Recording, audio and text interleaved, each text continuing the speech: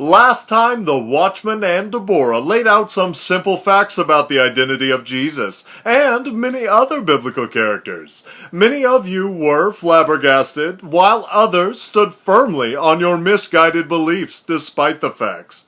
Let's just see how this round of truth goes. Will it be enough to at least get you to research? We shall see.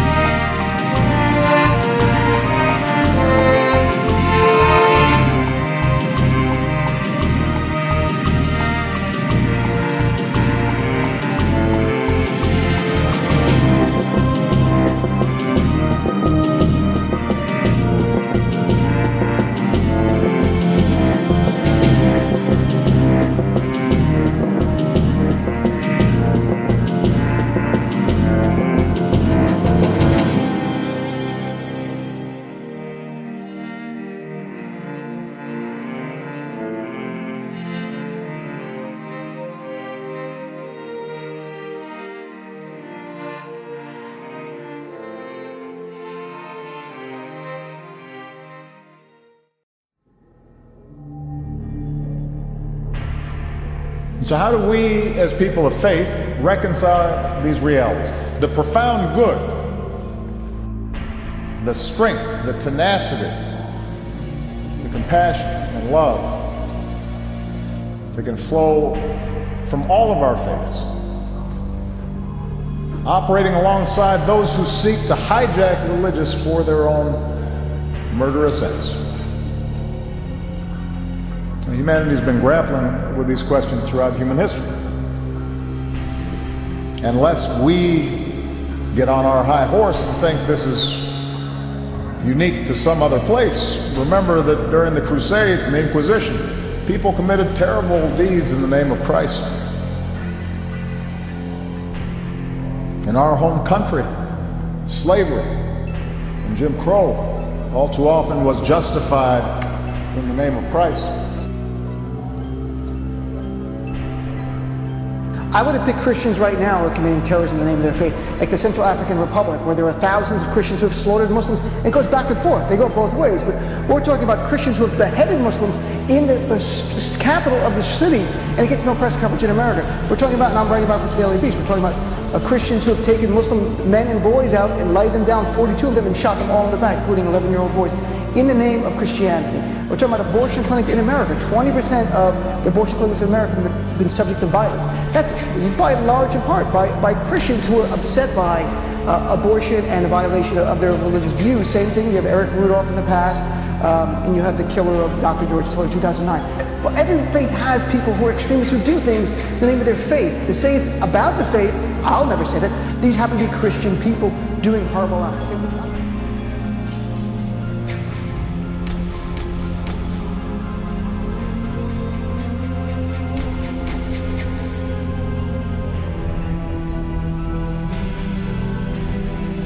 If you don't attend church, will God reject you? Can salvation only come to those who attend church? Where did most of our religious beliefs even come from? Did Joshua, the one who the world calls Jesus, die on a cross, or was it a stake? What is the cross, and where did it come from?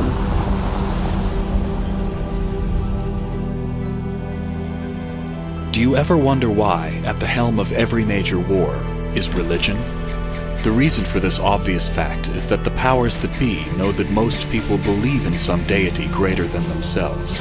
They use that belief to structure and form ideologies around that deity to control the masses. Also, it is with this that the major religions of the world have taken over the minds of billions and have subverted the very essence of the message of the Most High God of Heaven. Most people blindly follow after their pastors and other religious leaders with no real relationship with the God they claim to serve. The fact of the matter is, when you compare today's church institutions to the assemblies of biblical times, there are very few comparisons at all. The unholy institutions we see today actually represent those who are in a deep sleep of mass deception. The early church had a very clear understanding of what it meant to be holy. But today's church is engulfed by the belief that one doesn't have to separate themselves from their sins to claim holiness. All of this is a result of following after the teachings of the harlot church institution that was put in place long ago by the Roman Catholic Church. While most churches such as Baptist, Evangelicals, Pentecostals, and others will claim not to follow after Catholicism, many of the attributes that these institutions have adopted are a chip off the old Catholic block.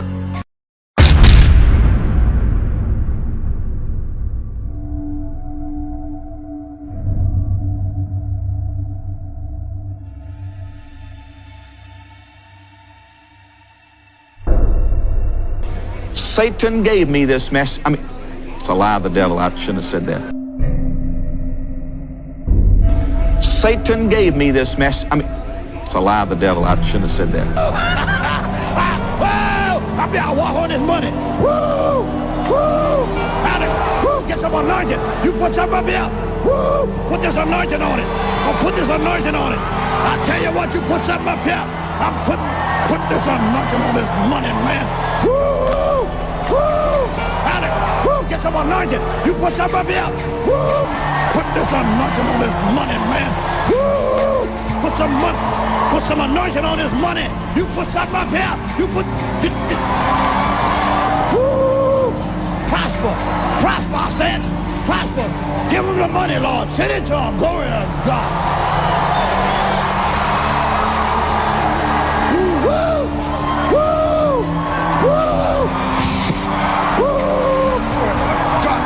Bills are paid. Paid. Woo. Woo. Woo. Glory to God. Hallelujah. Paid. God. Your bills are paid. Will a gay person be accepted into heaven as you see it? Well, I believe they will. Will a gay person be accepted into heaven as you see it? Well, I believe they will. Well, I believe they will. Well, I believe they will. Tell them. I'm not gay no more. I am delivered. I don't like men no more. I said I like women. Women. I don't like men no more. I don't like men no more. I said I like women. What amazes me about Christians is that they look at their religion of Christianity as if it's the end-all and do-all of the Most High's word. When really, if they would take a step back and look at the history of the very religion that they hang their hats on, they would see that it in no way resembles the Church of Acts at all. You know, let's take people like Creflo Dollar and his buddy Leroy, and you know, this other fella Joel Osteen, and you have people like Fred Price. They are a part of an institution that closely resembles the Catholic Church in more ways than they think, okay? These are actually the children of the Catholic Church. Many of their ways mimic the Catholic Church to the T, but they won't admit that. I mean, let's take Fred Price, for instance. They gave him this ceremony to where it looked like he was being crowned as a king. In the self-same way as the Catholic Church, they have the ceremony, the lighting of the candles, and all of the other nonsense that goes along with it. You know, none of this can be confirmed or verified as something in Scripture that we're supposed to do. All of this emphasis was put on how good he looks as a man. Take Creflo and Leroy, for instance, kicking around on the stage up at the front of the church, money all on the ground, and they're kicking, talking about blessings, blessings, money, money, money, anointing, anointing. And all the people are just coming up there like lost sheep, throwing their money to them, throwing it right at their feet. And I bet they think that they're adhering to the scripture that says, lay your money at the feet of the apostles. The Church of Acts in no way resembled any of this nonsense. As a matter of fact, the Church of Acts, when they laid their money at the apostles' feet, it was so that the money could be distributed equally amongst all the people, so that everyone could be equal. Understand what I'm saying? Equal. Not so the church can build a bigger steeple on top, or so the pastor can get a $65 million jet. That's not what the money was for. But see, this foolishness has been in the church, that they claim to be the church of God, when really it's not. Okay? You got gays up in the church performing and doing all kinds of buffoonery in the name of Jesus Christ.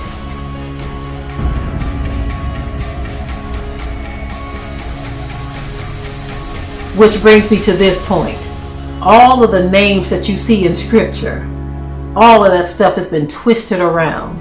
I mean, from the name Christian and Christ and God and Lord and all of this stuff, none of that had any origins with the early church. All of this came from the heretic Christian doctrine. In the book of Maccabees, it actually said that the heathen would lay open the book of the law and think to paint the likenesses of their images. Okay? That is a very clear indication of what was going to take place in the future. Everything and everybody in the Bible has been whited out.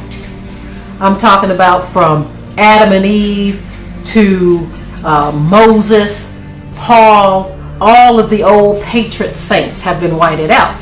Now the original people, the real people, were people of color, so-called black people. But the heathen said, you know what, I'm going to replace those images, because nobody wants to serve a black God. Nobody wants to worship under black people. So we're going to paint the likenesses of our images. And so therefore, when you think of anybody in the Bible, no longer will you think of black people. You're going to think of white people, because all of our movies, everything in the Bible, everything that's presented in scripture is going to be presented from a white perspective, including the names. Where do you think the names Peter, Paul, James, John, all of those came from? Now, the original names sounded nothing like that. I mean, Peter was called Kepha. John was called Yakana. You see? So when you have names like that, Paul was called Shaul. Okay? You have names like that, you get a different image that comes into your mind. You don't think of some white man from Europe. You think of what? Somebody from possibly Africa. Okay? And so these are some of the things that the Christian church has played a significant role in, replacing the images of the people of the Bible to make the world accept their brand of religion.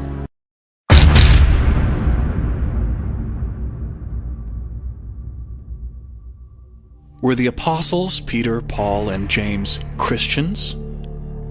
The early believers were not called Christians at all, and words like Christ, Christianity, Christians, Jesus, cross, church, Bible, God, and gospel were not around until the Roman Catholic Church had begun.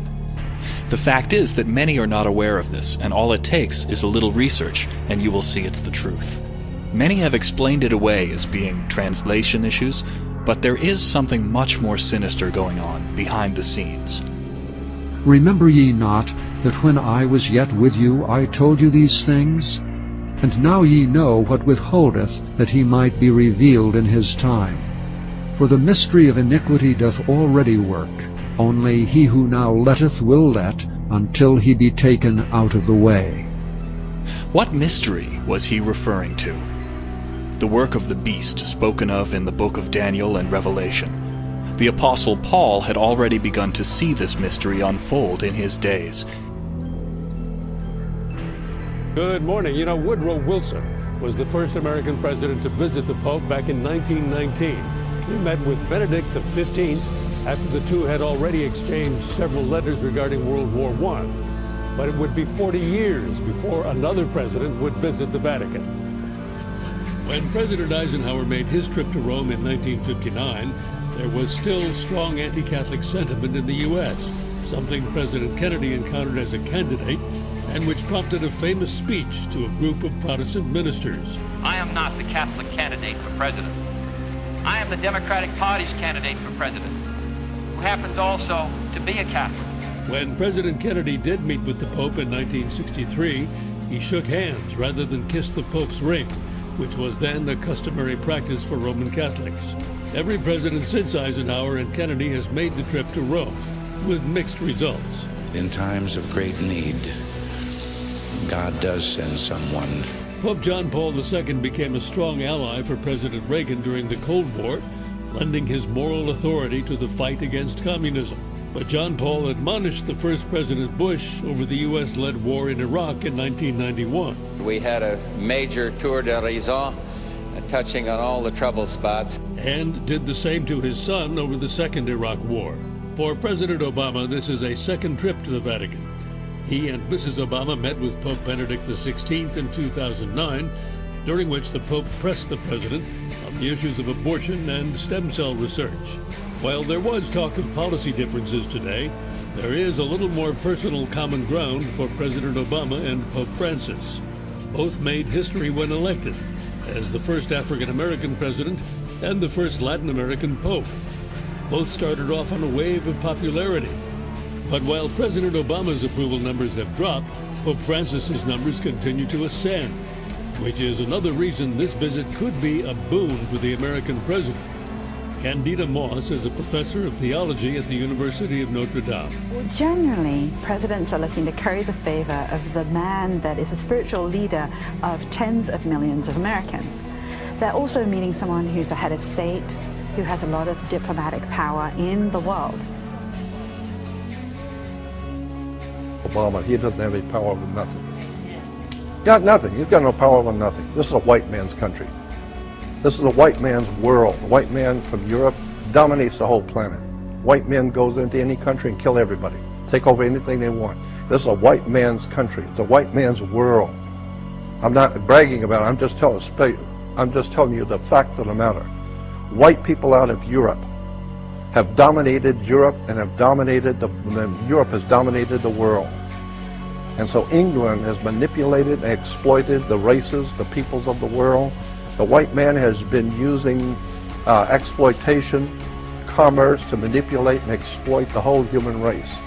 So I cannot believe that some young black guy that walks in and he's going to take over the old white man's establishment on the earth. Ain't going to happen. No.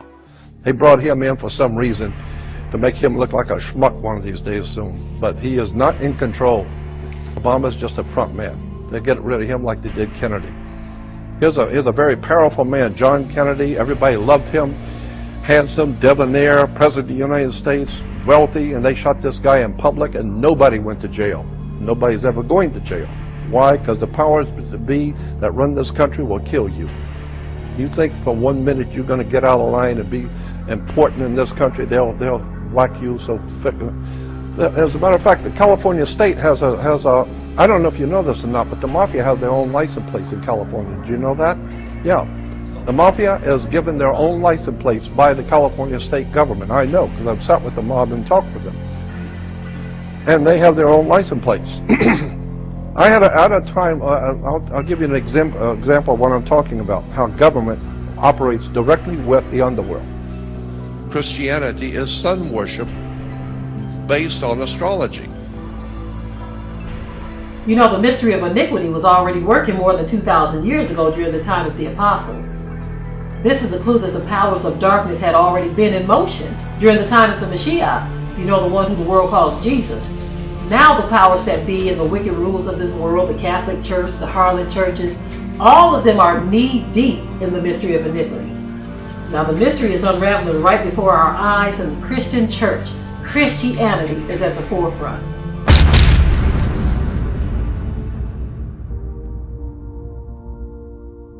When was the word Christian first used as a believer of Christ?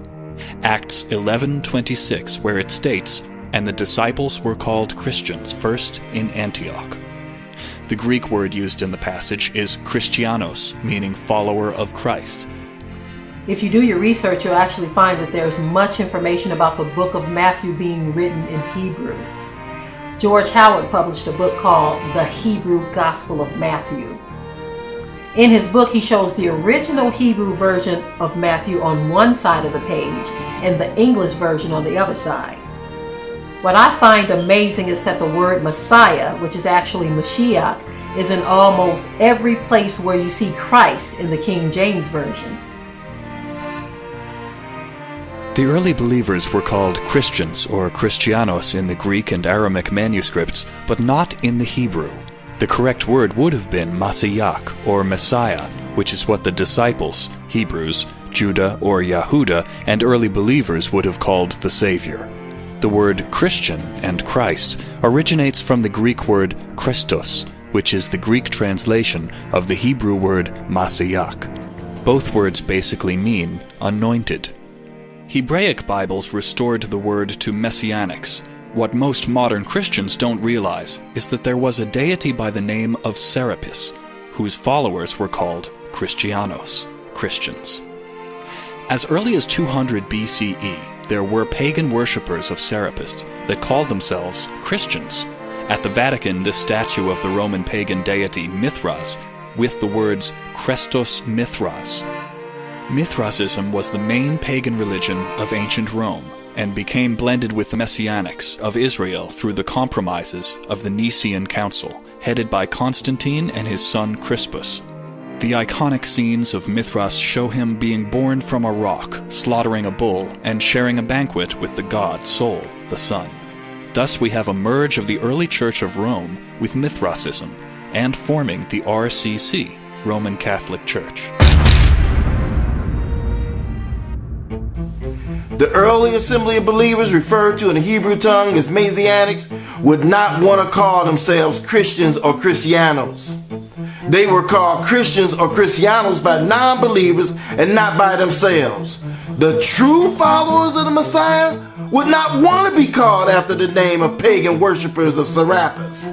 These worshippers of Serapis had been calling themselves Christianos for more than 2 centuries, before the Messiah was even born. It's obvious that the non-believers were confusing the Messianic believers with the worshippers of Serapis.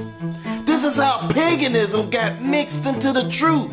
And just as Paul, Shaul had stated, the mystery of iniquity had already begun to work in his days. Why were the early believers called Christianos, a Greek word in Antioch? Antioch was an ancient Greek city. Only a Greek-speaking person will call the followers of the anointed, the Messiah, the Mashiach, Christianos. Antioch was the capital of the Seleucid Empire and later became a major metropolis in the Roman Empire, the kingdom of the Edomites.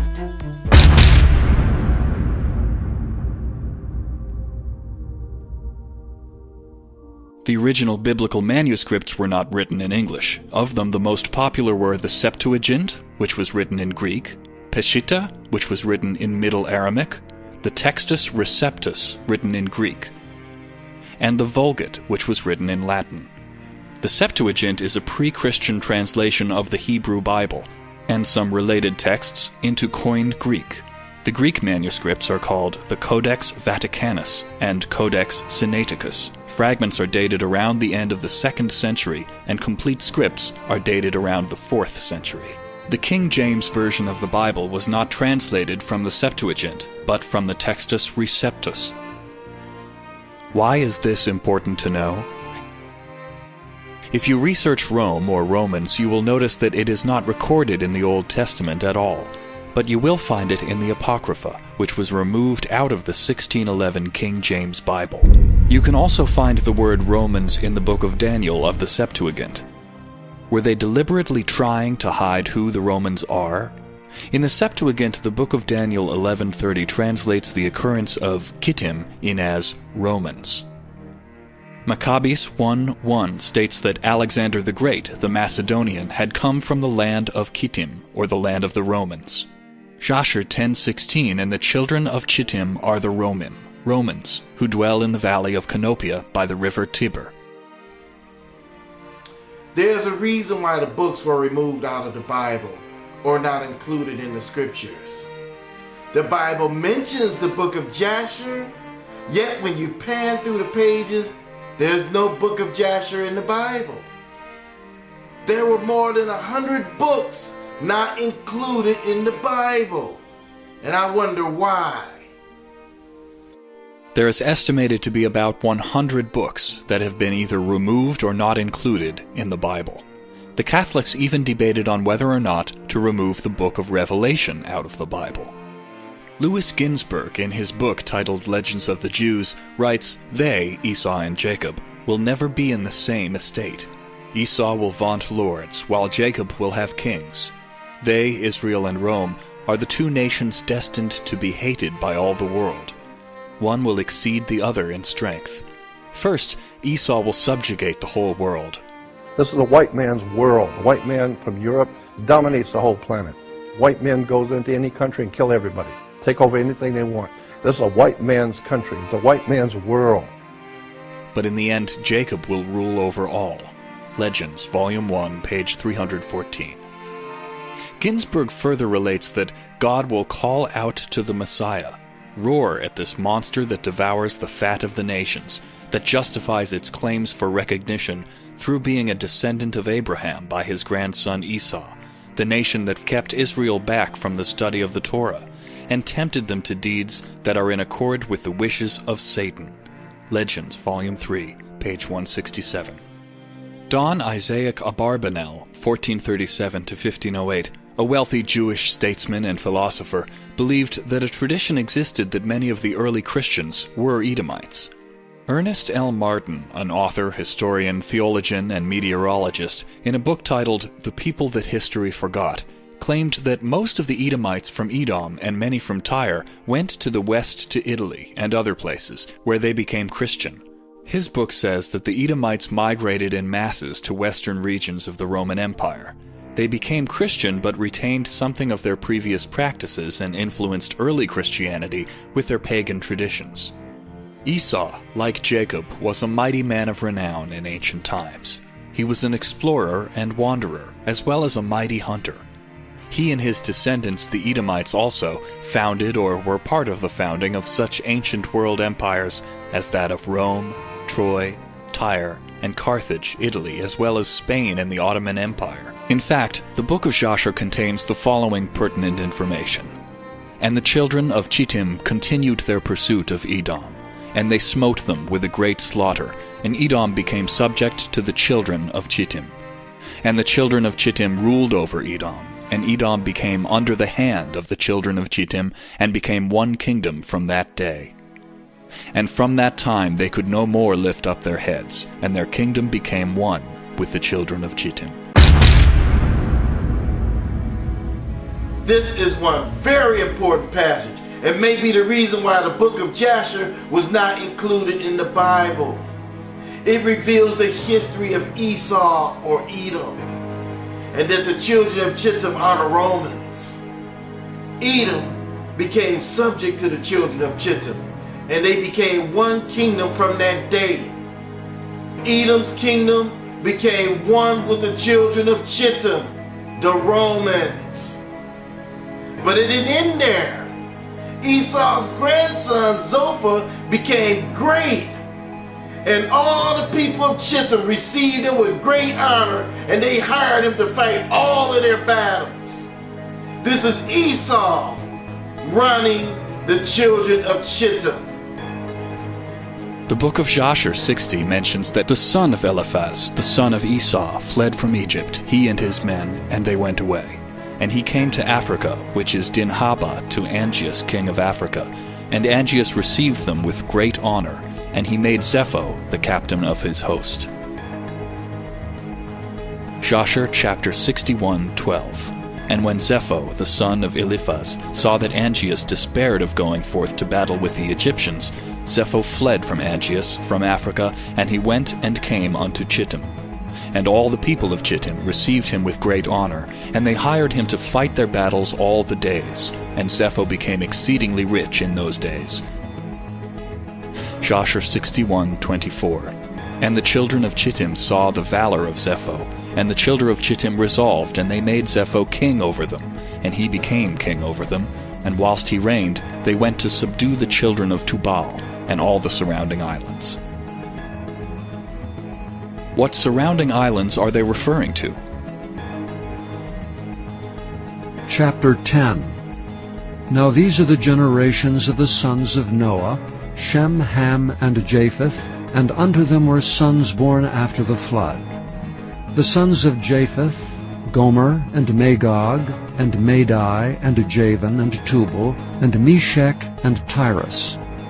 And the sons of Gomer, Ashkenaz, and Riphath, and Togarmah. And the sons of Javan, Elisha, and Tarshish, Kittim, and Dodanim. By these were the isles of the Gentiles divided into their lands, every one after his tongue, after their families, in their nations.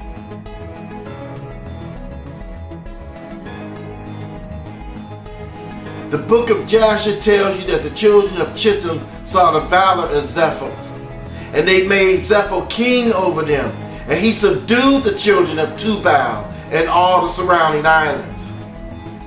Who are the children of Tubal? Tubal was one of the sons of Japheth, or Japheth.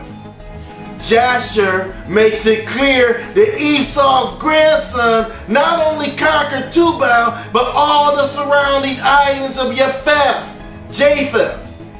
He took over their land and totally subdued the sons of Japheth. The book of Jasher 61. And their king Zepho went at their head, and they made war with Tubal and the islands, and they subdued them. But when they returned from the battle, they renewed his government for him, and they built for him a very large palace for his royal habitation and seat, and they made a large throne for him. And Zepho reigned over the whole land of Chittim and over the land of Italia 50 years. There are a few historical indications that need to be taken into account. The children of Edom, or Esau, literally intermarried with the Italians, mixed with them, and they became one people. Thus Esau also stands identified as the people of Italy. Once the Edomites distorted the true teachings of the early believers, he began to deceive and take on the identity of other people, and rewrite history. There is the prophetic statement by the prophet Amos seems to shadow a strong affinity between Tyre and Edom.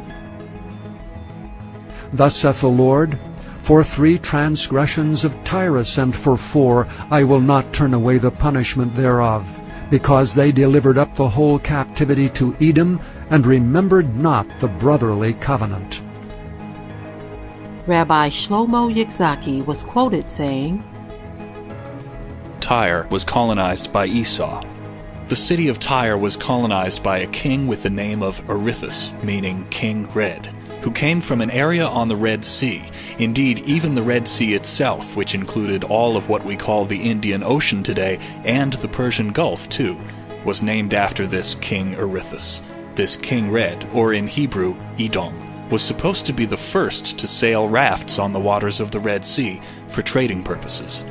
The first references to him show him in the Persian Gulf part of the Red Sea.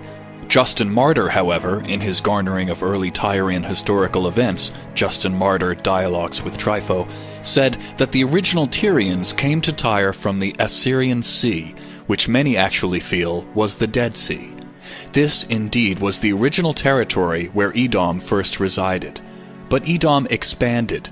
Trading colonies were established on the Mediterranean coast, in the Red Sea at Aqaba, and on the Persian Gulf. It was reckoned that in early times, even before the time of David, descendants of the Edomites, or a portion of them, moved from their areas south and east of Jerusalem into the northern coastal towns of Sidon, and then to Tyre, where they made their northern capital.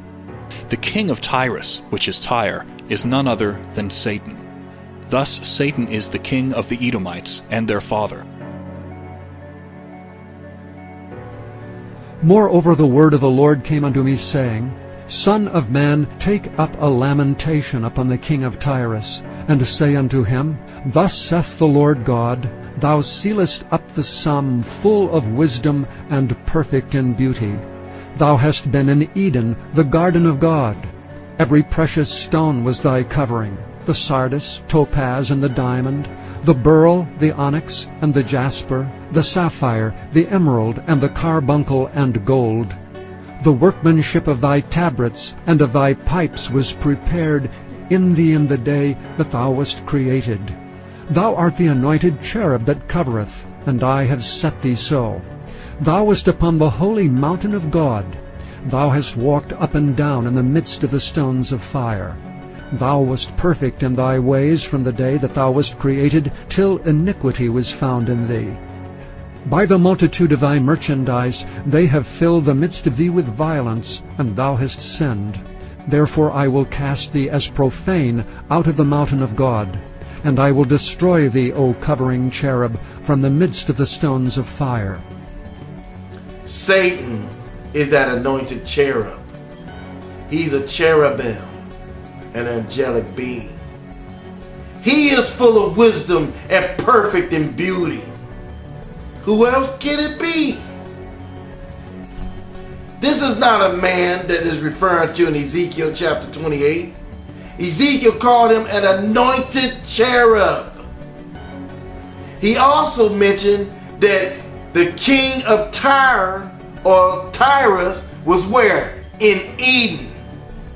Well, we know that according to the scriptures, the Most High put two angelic beings to block anyone from ever going back into Edom. So if anyone was ever in Edom, the only three people that the scripture mentions were in Eden was who? Adam, Eve, and Satan. And we know it's not talking about Adam and Eve. So we know that this person that was in Eden, the anointed cherub, is none other than who? Satan. Satan is the king of Tyrus or Tyre, the capital of the Edomites. Also notice this, that if you look up the word Tyre or Tyre and Tyrus, you get the same Hebrew word for both, Tisor.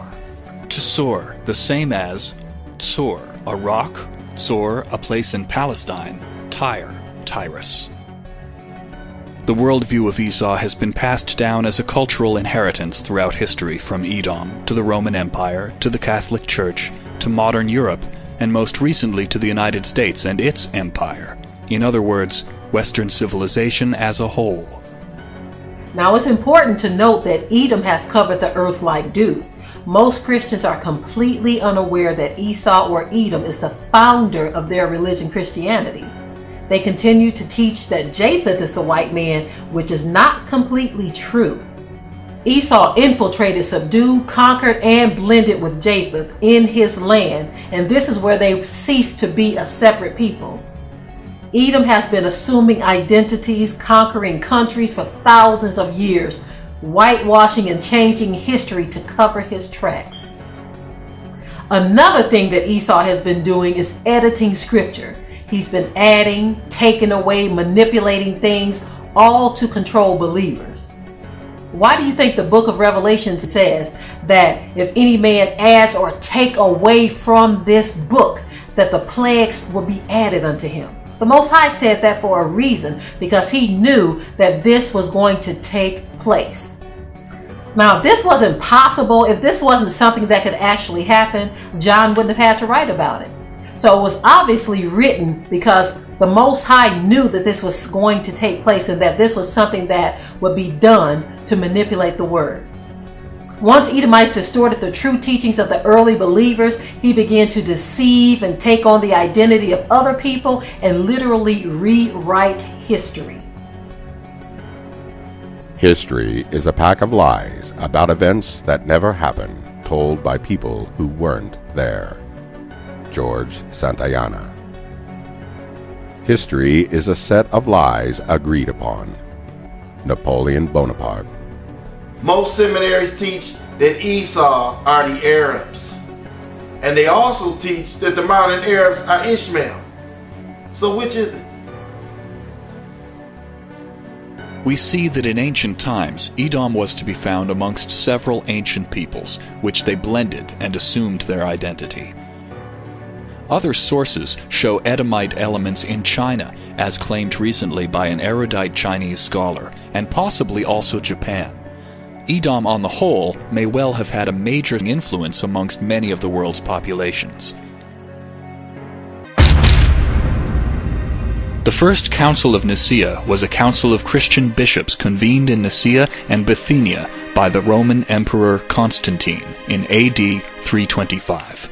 It was during this time that we see the first changes of the early believers of the Messiah to what we refer to as Christianity today. The First Council of Nicaea was the first ecumenical council of the assembly of believers referred to as the Church. Most significantly, it resulted in the first uniform Christian doctrine, called the Creed of Nicaea, with the intent being to define unity of beliefs for the whole of Christendom. Constantine the Great was Roman emperor from 306 to 337, well known for being the first Roman emperor to be converted to Christianity. Before the time of Constantine, the early believers were constantly killed for practicing their belief in the Messiah, Yahushua. Many of them were beheaded, thrown in the lion's den. If you research Roman history, it is filled with the death of the martyrs of Yahushua. And they were not Christians. When we see the word Christians in the book of Acts, we view it without understanding all the facts. They refer to themselves as Messianics because they followed the Messiah. The term Christians was a derogatory term, as an insult. What I find amazing is if you research the word Cretans from French, and from Swiss is Creston, from Latin is Christianus, which is the same as the Greek word Christianos. A Christian, alluding to the humanity of such people despite of their handicaps. Christianus, a Christian, a generic term for anyone, but often with the sense of poor fella. So basically, they were saying, you poor fella, when they were calling them Christians, basically, you see. And then, of course, you had those that were getting them confused with the believers of Serapis. The false image of the Messiah, Christ, the most common images seen in many homes and churches, is the image of Caesar Borgia, son of Pope Alexander VI, who employed Leonardo da Vinci, his son Caesar's gay lover, to paint Caesar as the Christ. Last time you saw me, I actually came clean and told you that I wasn't the real Jesus. I also told you that I was created to make certain populations happy and comfortable. Well, I am glad to see that many of you are loyal and enjoy strong delusions and still want me as your savior. Wow, what idiots! Christianity has basically hijacked the Bible as some sort of Christian document. Rarely does one think of the biblical Israelites when quoting scripture. Usually what comes to mind when talking about the Bible is your church, pastor, Sunday school, or some other Christian identity marker. Even when we imagine what the biblical patrons look like, we envision the images portrayed by Hollywood. Generally, white images come to mind as we think of Moses, Jesus, David, and countless others. This is largely due to the deception of Christianity, which has deceived the whole world. Let's take Sarah, the wife of Abraham. She is described as fair in the King James Bible. The Hebrew word for fair is Yafeh, which means beautiful. But somehow in the white Christian mind, fair means white. This is the belief that has been passed around and accepted. This is one of many lies to recast the real images of biblical characters as white rather than black. This image is more like what the real Sarah would have looked like. However, this image of a white Sarah is a false mainstream replacement that has been largely accepted because of the lies of Christianity. As mentioned before, Sarah was not white, but a beautiful so-called black woman. This fact is covered over by the white lies of the Christian church. Another example of the outright lies and deception taught in mainstream Christianity is the appearance of Solomon. Song of Solomon 5:10 says, "My beloved is white and ruddy." Here is where the deception comes in. The King James Version did a massive mistranslation in this passage. The Hebrew word for white is Laban. However, the Hebrew word for this section was tzasak, which means dazzling or glowing. The use of the word white where it should have been dazzling or glowing is definitely intended to trick the mind into a false white lineage of King David and Solomon. While claiming it doesn't matter, they continue to use white images of biblical characters. I'm sorry, but Solomon was not white but tzasak, which means dazzling, glowing, or radiant. Also, let's look at the children of Israel. The following passage described what they look like. Lamentations 4:8. Their visage is blacker than coal. The word visage means face or appearance. So that would have been, their faces are blacker than coal, or their appearance is blacker than coal. Also, Moses and Paul were both mistaken as Egyptians, which were children of Ham. The children of Ham are the Africans of today. Lastly, Yahshua, whom the world calls Jesus, was taken to ancient Egypt as a child to hide amongst the Egyptians, as Herod sought to kill him. Through religious teachings of the Christian church, the real true Israelites have come to believe that who they are in the flesh doesn't matter as long as they're Christians. This belief is an outright denial and rejection of the Most High and our true heritage. The problem is most of the true Israelites refuse to even research their own history, but would rather continue with the lies of Christianity. What happened to black populations worldwide? The human landscape has changed due to the raping of black female populations around the world by so-called white Christian men.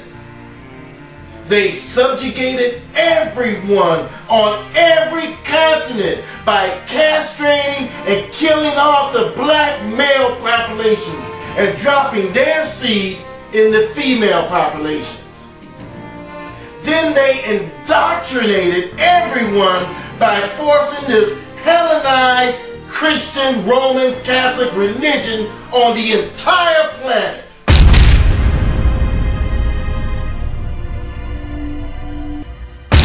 Let's have a look at the color of the human landscape before conquest, colonization, and rape.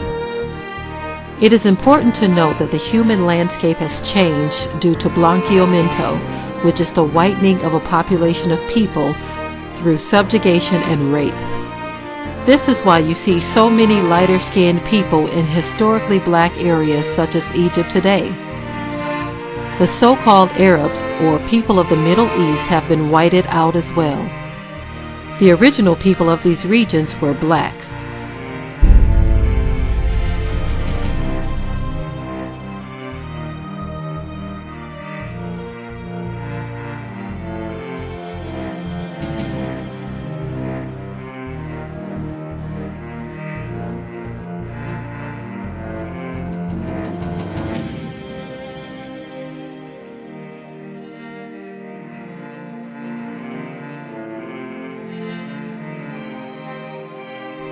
As a matter of fact, the maps have been changed to add the Middle East as a region. Originally, the so-called Middle East was considered to be Northern Africa. With all of the changes, conquest, and outright rewriting of history, one has to ask, how deep does the rabbit hole go? Now, the scripture describes Yahshua, the one who the world calls Jesus, as having woolly hair and feet that look like they burned in a furnace. But it doesn't stop there. It even describes our Heavenly Father as having the appearance of a sardine or a jasper stone, which looks like a brownish red dark colored stone. And immediately I was in the Spirit, and behold, a throne was set in heaven, and one sat on the throne. And he that sat was to look upon like a jasper and a sardine stone. And there was a rainbow round about the throne in sight, like unto an emerald. However, the Christian church promotes an image of God that looks more like an opal or a snowflake. And it's these kinds of deceptions that have raped the minds of the whole world. It's important to note that those whites who wouldn't dare claim Jesus as being white because they know it's obvious he wasn't, they'll simply say that he was Middle Eastern to avoid calling him a black man at all. In all actuality, the original Arabs were black too, in which we've shown images to prove that. Here is a very important clue about who the true Israelites are. We're awakening every day. Note this plaque of free blacks from Israel Hill. In the plaque, the former slaves were referred to as Israelites. This is because the world knows who we are. It's us who don't know who we are, but it's high time for us to awake out of our sleep.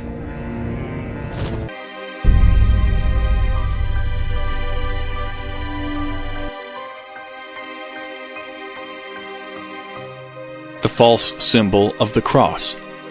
It was simply a pole cut from a tree, from the Greek word staros, from the base of stake or post, as set upright. False images of heavenly things, heaven, angels, God, the throne, etc. This is idolatry, and many people are worshipping these images. The name Jesus, J, was the last letter of the English alphabet, and a Catholic monk was experimenting with the letter I, and added the hook to the bottom of the I, and made it J. The entire setup for the churches today resemble the Roman Catholic Church from the pulpit to the door. The new church system today is set up just like a business. The priestly outfits and robes were perverted by the RCC. Sunday worship instead of the Sabbath day worship. Pagan holidays have been largely accepted into Christianity through the RCC. They have embraced Christmas, Easter, New Year's Day, Thanksgiving Day, and even Halloween. All are completely pagan in origin. Pagan holidays such as Christmas and Easter seem to be the favorite for those of you who call yourselves Christians. Christians are the biggest hypocrites in the whole world. You won't even research the history of your own religion. Did you know that Christians are responsible for the biggest mass murders in history? All of the holidays are pagan. But because the Catholic Church participates in these holidays, what do you see? All the other Christian religions doing as they do. Why? Because she is their mother. The Catholic Church is the mother of harlots. The Catholic Church said what? No, we will not keep the Sabbath. Nope, we're going to worship on Sunday. And then they changed the scriptures so that when you read first day of the week, you think that it's talking about the first day of the week, Sunday, when actually it's not. If you look those words up in the Greek, you will see it did not say first day of the week. It said one of the Sabbaths, Shabbat. Okay? So what's going on here? You see the Christian churches today that claim not to be Catholic, but they follow right after the Catholic Church in everything that she do. The deception of Christianity is dangerous because when you think about what the Most High requires of us as His people, He requires of us to follow His laws and statutes and His commandments, His judgments. And Christianity is a system that pretty much teaches opposite. It teaches that you don't have to keep His laws, statutes, commandments, and it teaches that you can observe the holidays, you can eat pork, you can do the things that the Most High has told us not to do. So it's very detrimental to the body of believers because it's leading them in a way that seemeth right, but it's leading to their own destruction. And that's what it says in the book of Proverbs. There is a way that seemeth right to the man, but the end thereof is the ways of destruction. So that's why Christianity is very detrimental to our people, because it's like leading them in a way that's going to lead them to a ditch. The use of certain words, such as Lord and God, which is Baal, use of Amen when praying. Amen is an Egyptian god. These things came through Catholicism, and yet we see these things in most Christian churches today. which leaves us to believe that the many flavors of Christianity is nothing more than branches of the RCC.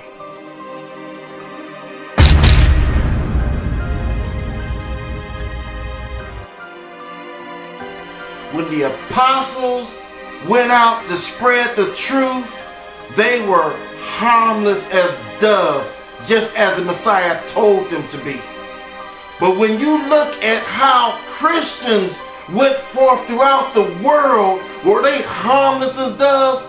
No. When you look at the Roman Catholic Church and how they went out to push what they call the gospel to the four corners of the earth, how did they do it? They went forth with violence, right? With the Bible in one hand and a gun in the other. Just violence, right? Death after death after death. In every country they went into trying to spread this so-called gospel of theirs, what did they do? Huh? They went in like wolves, because that's what they are.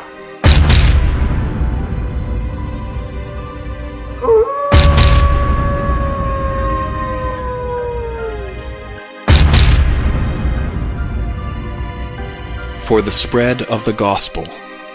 There are estimates that 14 million native North and South Americans were killed by Europeans and their American-born descendants in democide in the conquest of the Americas.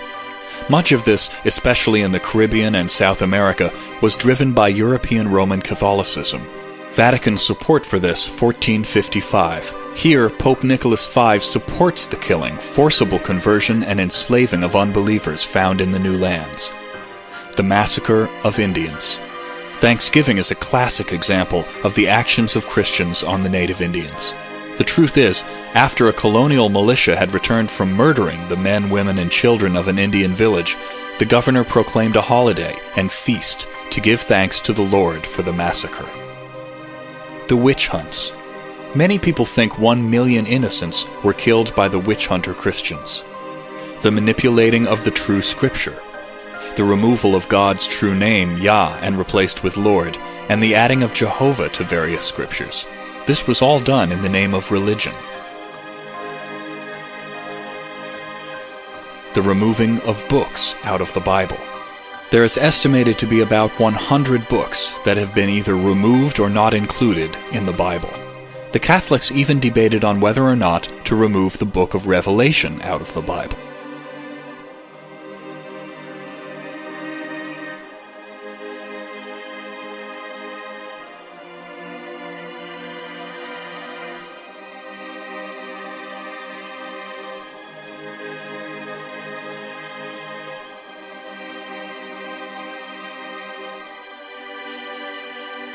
This is all the horror that came out of Christianity through the Roman Catholic Church. Even the Ku Klux Klan considers themselves Christians. This is why they wear the cross and look at all the evil they have done in the name of Christianity. The Roman Catholic Church has influenced every religion on the face of the earth.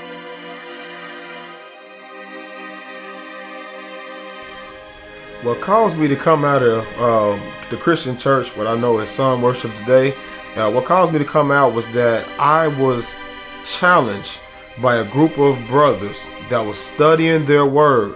And one of them I knew through doing gospel music. We both did gospel music, and I seen him at an event, in the Louisville, Kentucky area. And we passed each other CDs out. And when I called the brother after a few months of seeing him that day, something was different about him. So he invited me over to a Bible study. And leading up to that point, before I even talk about the Bible study, leading up to that point, I was coming to church Sunday after Sunday, still a minister, and I heard my pastor go on like a 6-month spree of talking about finances. And it seemed like all he was worried about and concerned about was money. And I was already fed up because I wasn't growing. I was at a place of being stagnant. And this brother invited me over to do a Bible study with him. The night before, he sounded real passionate. He sounded real dedicated to the scriptures. He sounded like a different man than when I seen him at that function some months ago. So I went to the service the next morning, and I was talking, and I couldn't remember what the pastor spoke, because that's how it is in churches. You just catch a glimpse. But I can remember one key thing that he said. And he said, you have to watch those people that do not have a covering. So I knew that this brother didn't have a so-called covering of what I thought he had. And I sat down with the brother, and then I sat down with a few more brothers, and we started to get into the scriptures, and they started to show me things in the Bible that I never paid attention to, line upon line, precept on precept. And I never seen that before. I never seen people that had that type of Bible knowledge, and they challenged me. They challenged me on my beliefs. They challenged me on if we were supposed to keep Yah's law still. They challenged me on his day of rest. Was that still valid? Was that still important? They challenged me on the certain type of foods that we're supposed to eat, which I felt that was not important. So I was challenged in so many different areas, and it made me have to reevaluate what I was participating in, what I was a part of, what I spent so many years of my life dedicating myself to. It made me think about those things, and when I studied and did more research, I didn't want to be a part of it anymore. What religion has committed the worst mass murders in history and even wiped out entire populations?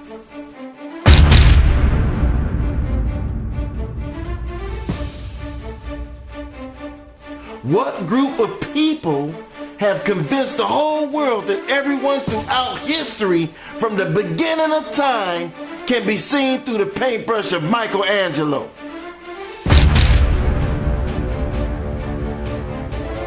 I find it amazing that most people are more loyal to their religion and don't have the same loyalty to the truth or to the Most High God. Why is it that the words of these liars and history thieves treated as solid gold?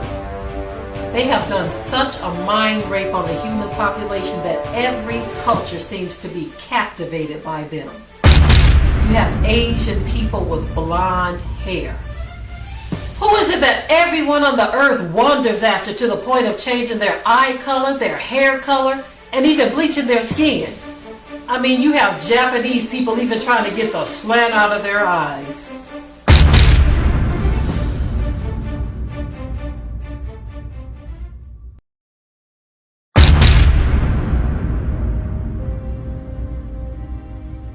Let's go back to the beginning of these European nations and uncover their practices, and you will see just how barbaric they were.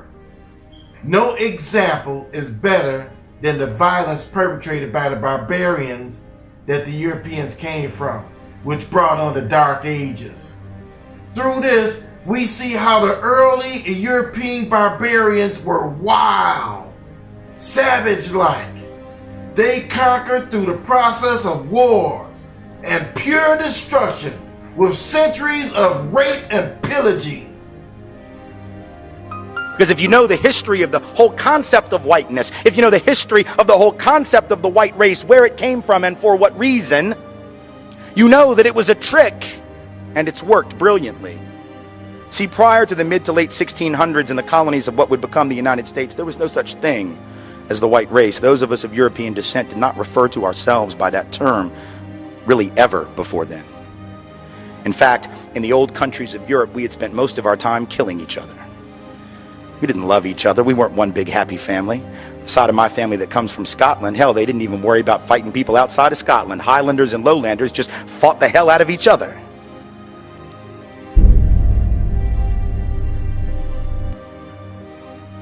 During the time of the Dark Ages, Rome and other cities deteriorated because of the invasions of barbarians from northern and central Europe. Since there was no longer an imperial authority with the power to protect the citizens of the cities, the urban population declined sharply during this period of history. Another consequence of the lack of a strong central power was the development of the feudal system, especially from AD 900 to 1150. During this feudal age, most parishes had rural populations, and most towns tended to be smaller and less numerous. Castles and walled towns were guarded by the feudal lords' armies, and provided security and safety to the peasants and townspeople from the invading barbarians. One of the consequences of the feudal system was the decline in church structures because of feudalistic pressures and control that was put upon them. Feudalism was the medieval model of government predating the birth of the modern nation-state. Feudal society is a military hierarchy in which a ruler or lord offers mounted fighters a fief, medieval beneficium, a unit of land to control in exchange for a military service.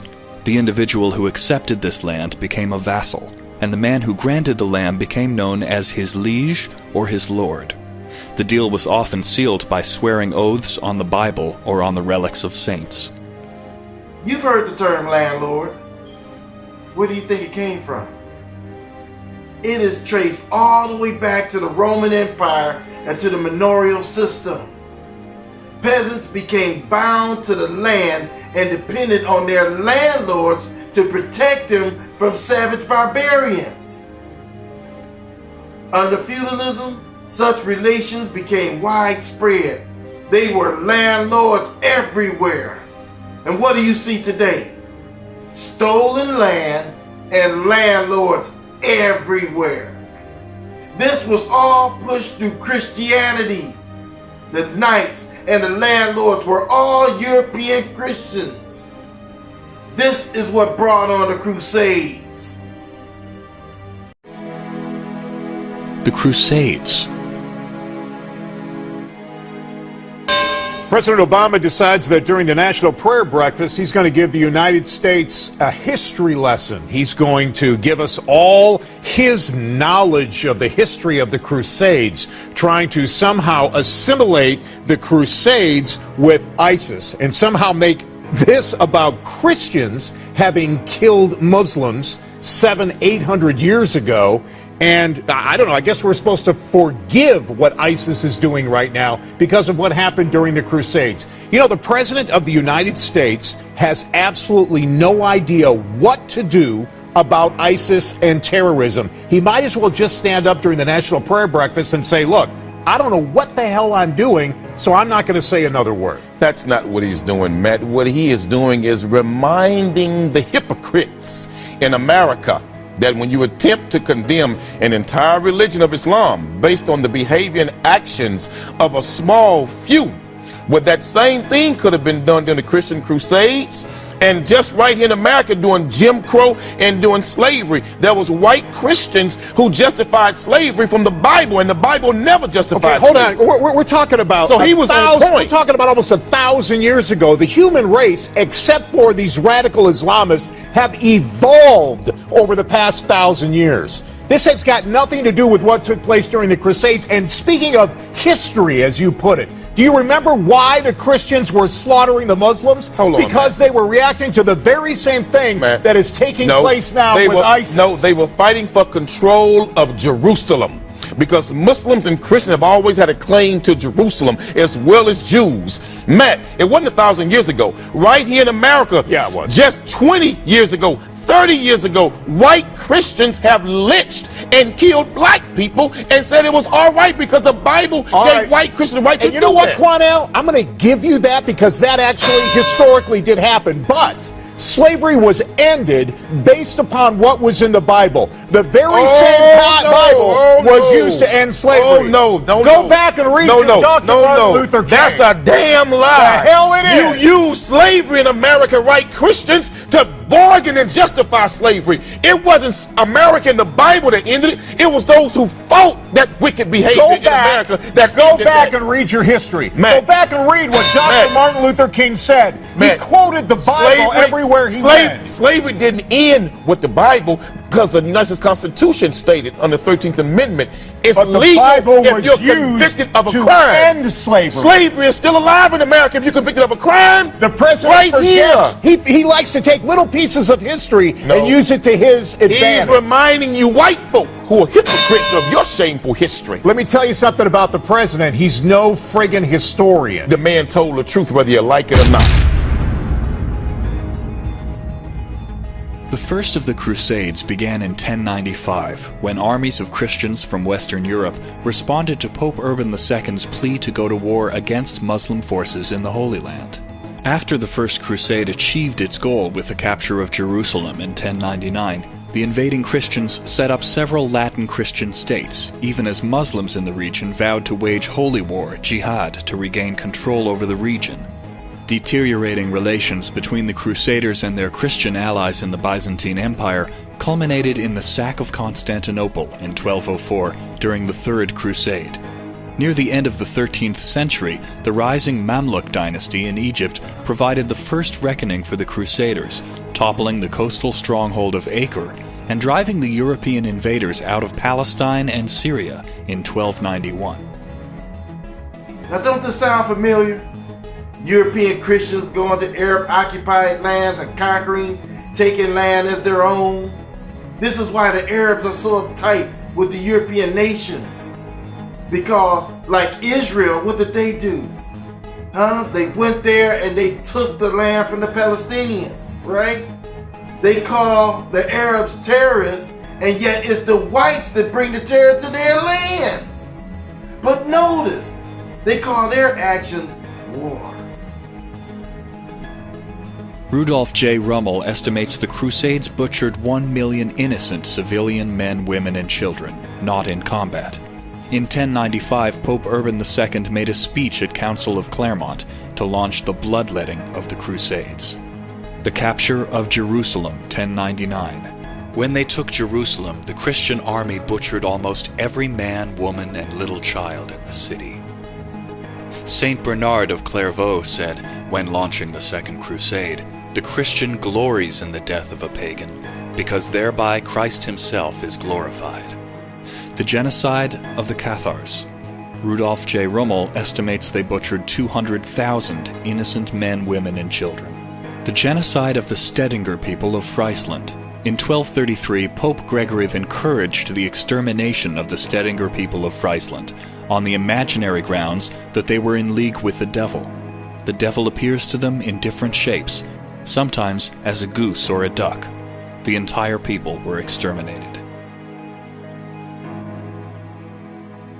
So how do we, as people of faith, reconcile these realities? The profound good, the strength, the tenacity, the compassion and love that can flow from all of our faiths, operating alongside those who seek to hijack religious for their own murderous ends. Humanity's been grappling with these questions throughout human history. And lest we get on our high horse and think this is unique to some other place, remember that during the Crusades and the Inquisition, people committed terrible deeds in the name of Christ. In our home country, slavery and Jim Crow all too often was justified in the name of Christ. So President Obama gives a speech at a national prayer breakfast and says, hey, let's not be on our high horse here as Christians. Obviously, we had the Crusades and things like slavery, and those are issues. There's obviously goodness and badness in all religions. Now, Eric Bolling disagrees. He's on Fox News, and he's about to say something hilarious. Reports say radical Muslim jihadists killed thousands of people in the past few months alone, and yet, when you take Christianity, Judaism, Hinduism, Buddhism, whatever, their combined killings in the name of religion, well, that number would be zero. That number would be zero? Zero. Okay, well, there's two possible things that he meant. Ever. I hope he's not that stupid, but let's debunk that real quick here. Here is some examples of Christian violence throughout history. The Crusades, the Inquisition, the Holocaust, that was pretty brutal. How about here in America? I mean, we're better here, right? Salem witch trials, the Native American slaughter, American slavery, and the Ku Klux Klan. Just to name a couple. Now, of course, here come the usual Christian apologists. No, none of those count. No, when Muslims do it, it's all because of Islam. When Christians do it, no true Scotsman would ever do that, right? No true Christian would ever do it. So, well, the Holocaust, that was just Hitler being Hitler. I mean, he didn't do it in the name of Christianity. Really? Because I've got a quote from Hitler right here from Mein Kampf, where he says, "Today I believe that I am acting in accordance with the will of the Almighty Creator. By defending myself against the Jew, I am fighting for the work of the Lord." It didn't help that the Germans had on their belt buckles, "Gott mit uns," God is with us. And I can give you a dozen other quotes from Hitler where he says, yes, I'm doing it for Jesus. That's why I'm killing the Jews. Okay. But that doesn't count. If that doesn't count, what counts as religious violence? Okay. And American slavery, I mean, the fact that they justified it by quoting the Bible over and over again, saying that if you're a slave, you should know your place and your role, and that is to serve your master. That is an absolute historical fact. But the Klan, I mean, the Klan's not fair, right? I mean, were they really Christians? Well, let's take a look at some pictures of the Klan and figure out if they were or not. Oh, right, that's a giant cross they're burning. And they're not burning the cross because they're Muslims and they don't like it. They're burning the cross because they think this is our symbol. And we are lighting this up, and we are going to show it to not just blacks, by the way, Jews, Muslims. They talked about even Muslims and how they had to be eradicated as well. So it was not just racial, it was also religious. See, the cross on his white robe might have also been a giveaway that it was also a religious group, a Christian group, that did the worst terrorism in U.S. history. Yes, including 9/11. I know. How dare I? How dare I? The Klan for decades and decades terrorizing millions of Americans. You want to talk about terrorism when someone burns a cross in your lawn, and then forget the symbolic element of it. When they grab you from inside your home and they lynch you and they burn you and they hang you and they literally have a picnic around that hanging and that burning. Okay, that's the true face of terrorism. I know you can't say it about Christians because that's forbidden in America. Christians, according to Fox News Channel, have never done any violence. What a comical, insane thing to say. All right, now let's give him the benefit of the doubt and say he didn't mean historically. He recognizes that Christians have been the most brutal. I mean, it's not that Christians are most brutal by genes. That would be preposterous. We're all human beings, right? But as it stands, historically, more people have been killed in these Christian atrocities than any other religions. Now, that's a fact. My guess is that Eric Bolin's not going to agree with that. But even if we were to grant him that he didn't mean historical, but just meant recently, and let's take a look at recent stuff. I mean, we don't want to go back 700-800 years to the Crusades, right? That's what the conservatives keep saying. Let's look at Christian violence recently. First of all, right now, we've got massacres in the Central African Republic of Christians massacring Muslims and driving them out. That's happening right now. And then, of course, there were the massacres in Bosnia, where the Christians, the Serbs, and at different times the Croats came in and butchered the Muslims there. And then there was a lot of fighting and a lot of religious violence. Is violence only in the case of Christians? Of course not. That would be a ridiculous thing to say. Now you say, all right, well, those don't count either. There's always a reason. They're not in America. All right, let's come to America. Eric Rudolph, Olympic bomber, abortion clinic bomber, one of the biggest cases of terrorism we've had in the U.S., also Christian, also said he was doing it for Christianity. Scott Roeder, the guy who killed Dr. Tiller. He's a killer on the ironically pro-life movement. Wade Michael Page, he's the guy who shot people at the Sikh temple thinking they were Muslims. Also devout right-winger, white supremacist Christian, Jim David Atkinson. Although he killed people in a church, he had books from Fox News Channel hosts and contributors and saying he had to kill the liberal Christians in order to save Christianity. James Charles Kopp, another killer of abortion doctors and providers. John C. Salvi, the same. By the way, the Army of God, yes, that is the name for Hezbollah in Arabic, but also the name of a Christian terrorist group that kills abortion providers or anywhere near abortions providing services when they blow up the place. And then, of course, there's the Order. The Order is also another terrorist group, also Christian. Member of the Order is a guy you might recognize next on the list, Timothy McVeigh. Also a Christian, also white power, and also one of the worst terrorist acts in American history. In fact, the worst until 9/11. And then you have Anders Behring Breivik, who killed over 70 people in Norway as well.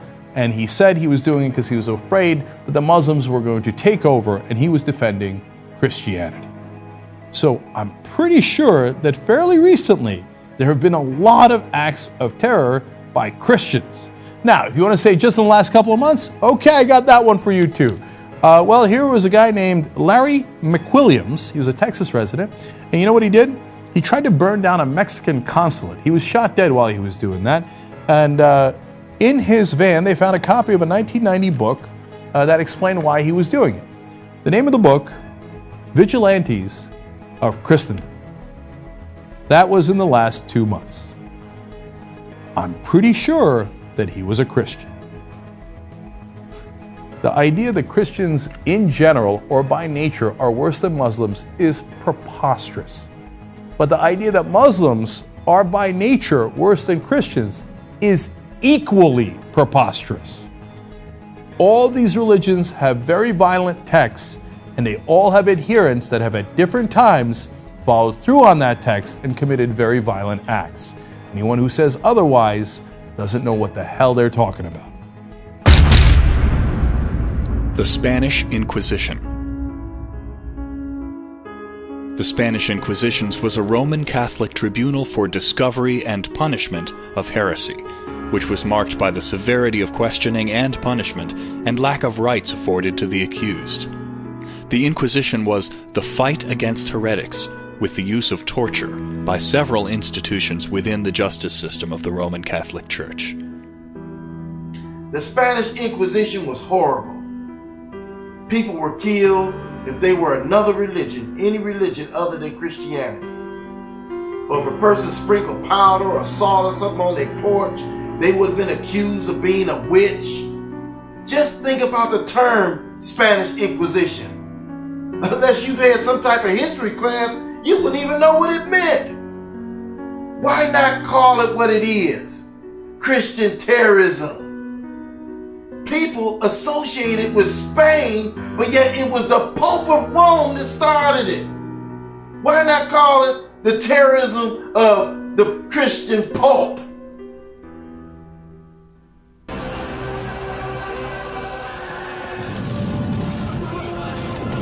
Jesus loves me, this I know, for the Bible tells me so.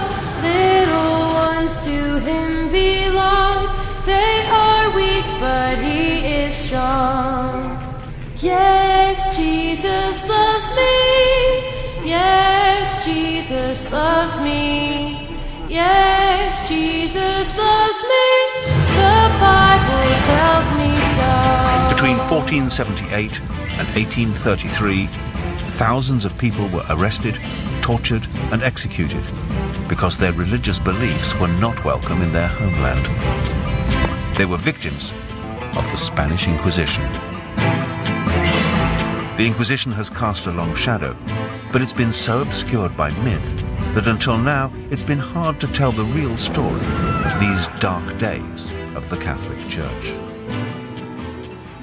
While many people associate the Inquisition with Spain and Portugal, it was actually instituted by Pope Innocent III, 1198 to 1216 in Rome. A later pope, Pope Gregory IX, established the Inquisition in 1233 to combat the heresy of the Albigenses, a religious sect in France, in 1255.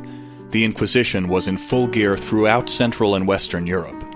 By the time of the transatlantic slave trade, these European Christians had killed hundreds of thousands of people in the name of Christianity.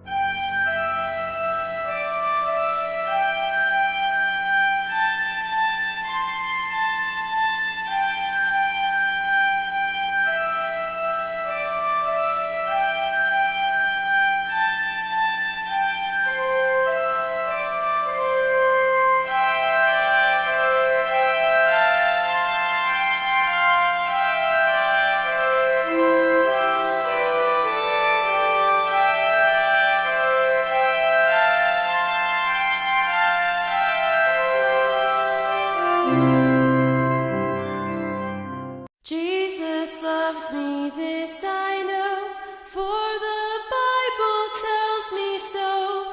Little ones to him belong, they are weak, but he is strong. Yes, Jesus loves me. Yes, Jesus loves me. Yes, Jesus loves me. The Bible tells me so. By 1914, only two countries remained outside European possession, Liberia in the west and Ethiopia in the east. Britain had seized the lion's share of control. Egypt and the Sudan in the north, the immense wealth of South Africa, valuable colonies like Rhodesia and Kenya, and richly populated territories such as Nigeria and the Gold Coast. France had invaded Algeria in the 1830s. Now, after new wars of conquest, she added more colonies to her empire south of the Sahara, including the island of Madagascar. Little Portugal carved out two vast colonies, Angola and Mozambique, while Imperial Germany took the Cameroons and southwest Africa, and on the east coast, Tanganyika. The vast Congo basin fell to King Leopold of the Belgians. Italy and Spain completed the enclosure. The fate of the continent was utterly changed. Between the colonizing powers themselves, the carve-up was peaceful, but their rivalry was intense. In 1884, a congress of the competing governments met in Berlin to settle their disputes. Germany's Iron Chancellor Bismarck was there. And active behind the scenes was the ambitious Belgian king. He spoke for them all when he said, "I am determined to get my share of this magnificent African cake." Any power that could occupy African soil could effectively claim it.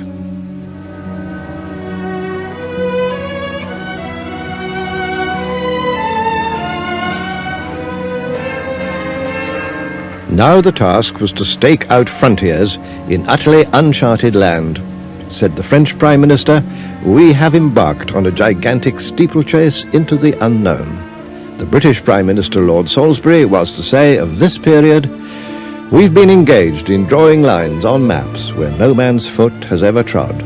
We've been giving away mountains and rivers and lakes to each other, only hindered by the small impediment that we never knew exactly where we were."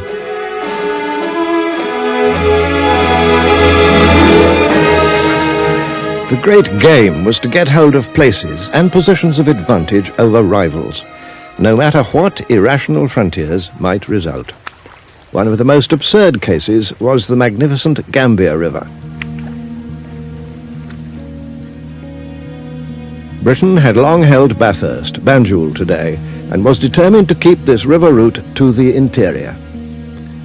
But France, invading from the west coast, enclosed all the territory surrounding the Gambia River in her new colony of Senegal. So the French were naturally eager to obtain the Gambia River. They offered Britain, in exchange, the much larger and richer Ivory Coast. But the British Parliament insisted on keeping the Gambia, thus dividing the peoples of the region. And the result was, and is, a country that is 300 miles long, but never more than 30 miles wide.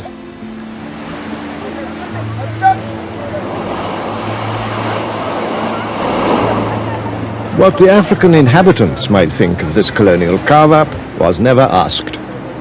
The European idea, in the words of one British governor, was to seize African territory and then, as much as possible, rule the country as if there were no inhabitants. In fact, European contempt for Africans now reached new depths, and no wonder. For how otherwise than by asserting that Africans were helpless children, lazy savages, could Christian Europe justify taking their countries away from them?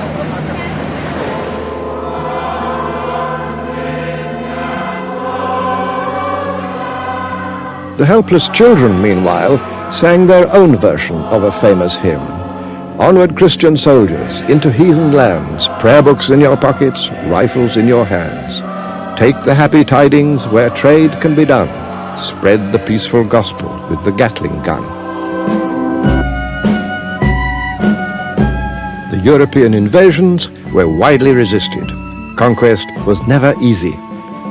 And sometimes, as these old drawings and photographs testify, conquest led to a ruthless killing that later generations would prefer to forget.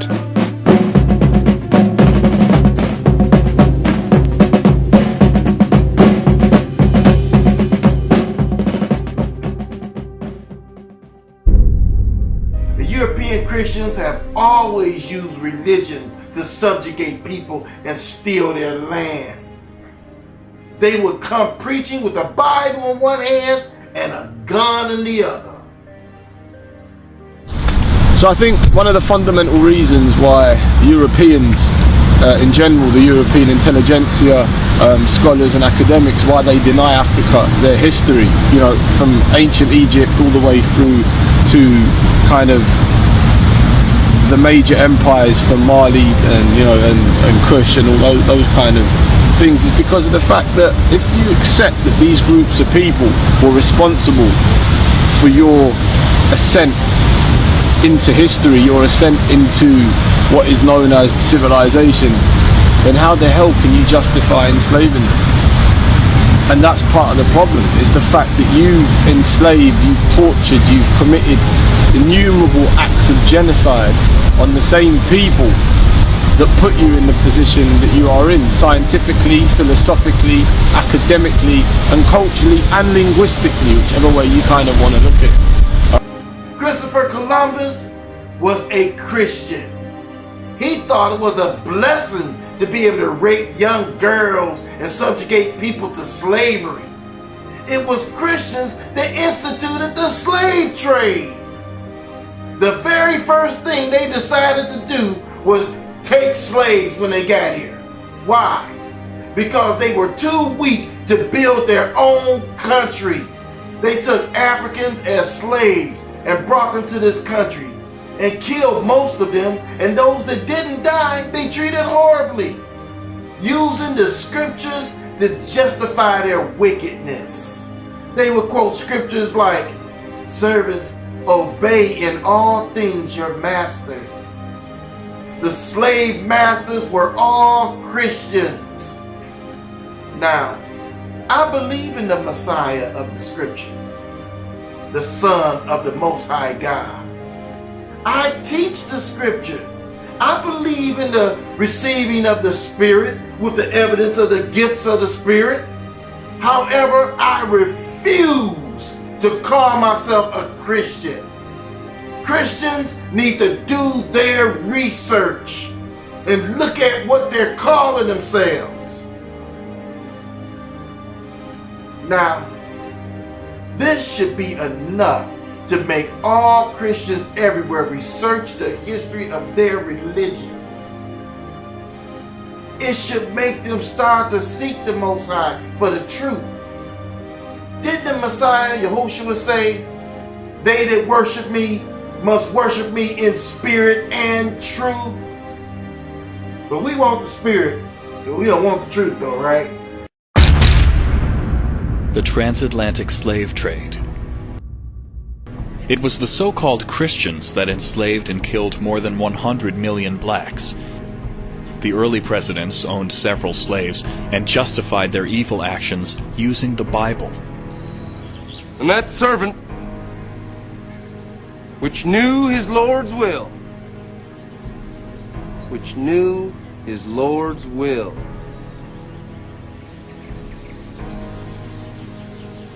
and prepared not himself,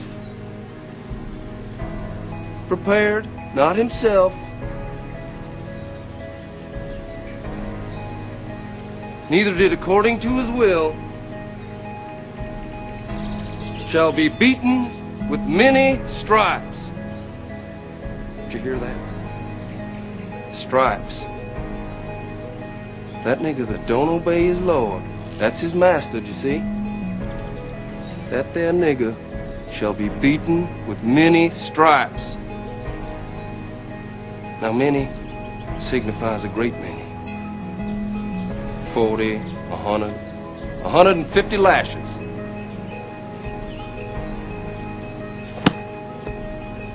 That's scripture.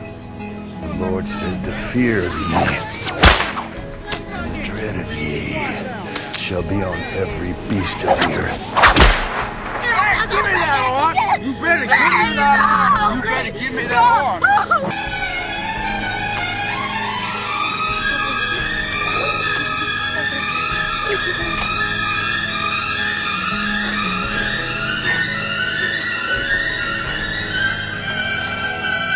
After this, we'll see if you break eggs again.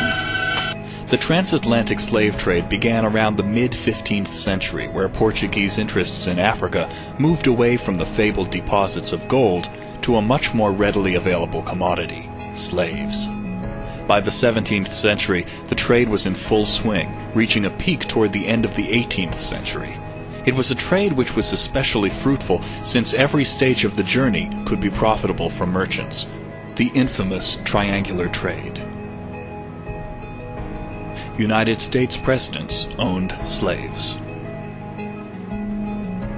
When George Washington took over Mount Vernon at age 22, there were 18 slaves. When he married, he gained control of 200 more, which technically belonged to the estate of his wife's first husband. By 1786, he owned 216 slaves.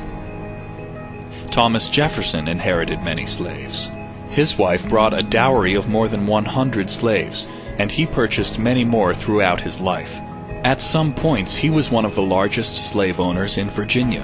In 1798, Thomas Jefferson owned 141 slaves, many of them elderly. One of Thomas Jefferson's slaves was Sally Hemings, allegedly the half-sister of his deceased wife. During TJ's presidency, a rumor appeared in print that she was his mistress. Thomas Jefferson denied this story, which was also passed on as Hemings' family tradition. The youngest of Hemings' 6 children, and the only one whose paternity can be traced through DNA, definitely descended from the Jefferson line, either through TJ, his brother Randolph, or one of Randolph's sons. James Madison grew up in a slave-owning family and owned slaves all his life. He did not free his slaves in his will. James Monroe inherited a slave named Ralph. When he owned the farm Highland, he owned 30 to 40 slaves. Andrew Jackson bought his first slave, a young woman, in 1788. By 1794, his business included slave trading, and he had purchased at least 16 slaves. In the 1820s, Jackson owned about 160 slaves. He did not free his slaves in his will. John Tyler owned slaves and was quoted saying, "God works most inscrutably to the understanding of men. The Negro is torn from Africa, a barbarian, ignorant, and idolatrous. He is restored, civilized, enlightened, and a Christian." In 1847, Zachary Taylor owned more than 100 slaves, and he supposedly never sold a slave. Other presidents that owned slaves include Martin Van Buren, William Henry Harrison, James K. Polk, Andrew Johnson, and Ulysses S. Grant. Why did the trade begin? Expanding European empires in the New World lacked one major resource: a workforce. In most cases, the indigenous peoples had proved unreliable. Most of them were dying from diseases brought over from Europe, and Europeans were unsuited to the climate and suffered under tropical diseases. Africans, on the other hand, were excellent workers. They often had experience of agriculture and keeping cattle. They were used to a tropical climate, resistant to tropical diseases, and they could be worked very hard on plantations or in mines.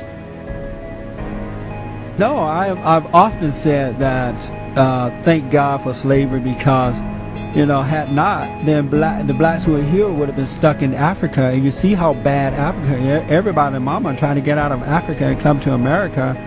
And so God has a way of looking out for folks, and he made it possible by way of slavery to get black folks into this country.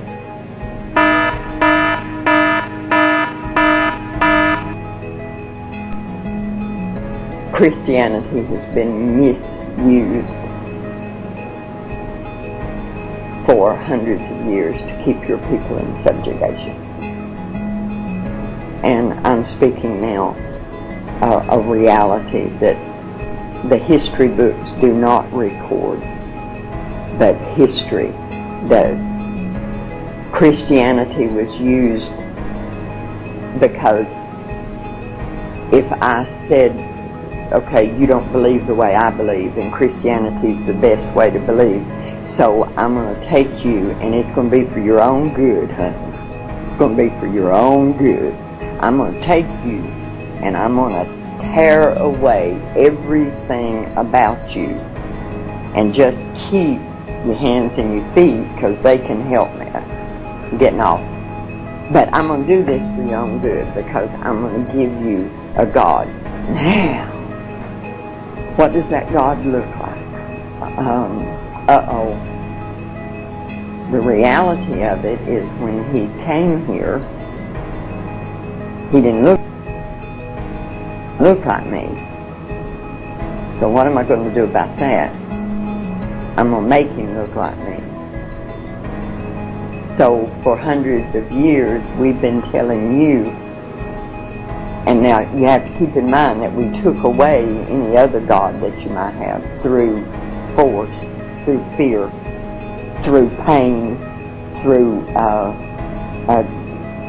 any means necessary.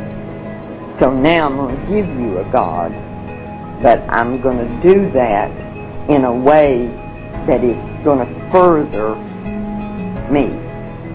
So I'm going to give you a God that looks like me, so that when you bow down to that God, you're bowing down to me. Because the reality is, and see, this is something that bothered me when I left the church out of frustration, because I wasn't hearing these things. Because the Bible tells us what Jesus looked like when he walked here. The Bible tells us what he's going to look like when he comes back. We have taken that and changed it. We've given your people a God that looks like me, so that you don't have any qualm about bowing down to me. See, because this is the image of God. I don't know of any sin that we've committed that's greater than that one.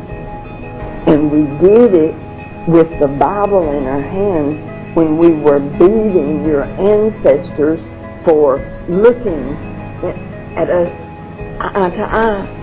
And we're quoting to them from the scripture. Even if we allowed them to have their own ministers, which there wasn't many of, because we didn't allow them to read. But if we said, okay, you can have your church, this is my plantation, I'm going to do what I want with it, you can have your church. But then spies were sent, and those spies would stand outside the church, and that man would be beaten, perhaps killed, if he preached anything other than 3 sermons. And those 3 sermons were turn the other cheek, obey your master, and it's going to get better one of these days. God's going to take care of all of it. You're going to be in a happy land. So put up with what you're putting up with now. And we made your people preach that to your people, and it's still being done. It's still being done. Those are the sermons that your people hear. Those sermons are what causes your people to comfort me when I do something that's wrong.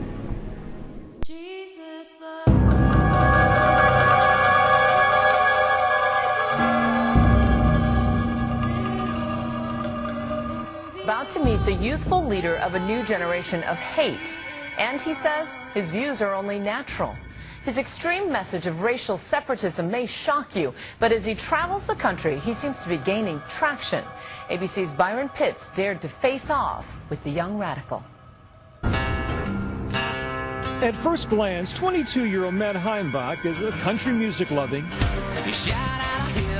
Hail Mary, full of grace, church-going, successful day. have a beer with his buddy's kid who just graduated college, who looks like a friendly enough neighbor. Well, my name is Matt Heimbach. How you doing, sir? Good. But beware. I live up the block. Oh, fantastic. Beneath the big smile and folksy charm is a young man who's been called the future of organized hate in America. And he is on a mission. Racist, fascist, anti-gay. You say people of color, Jews, are predators.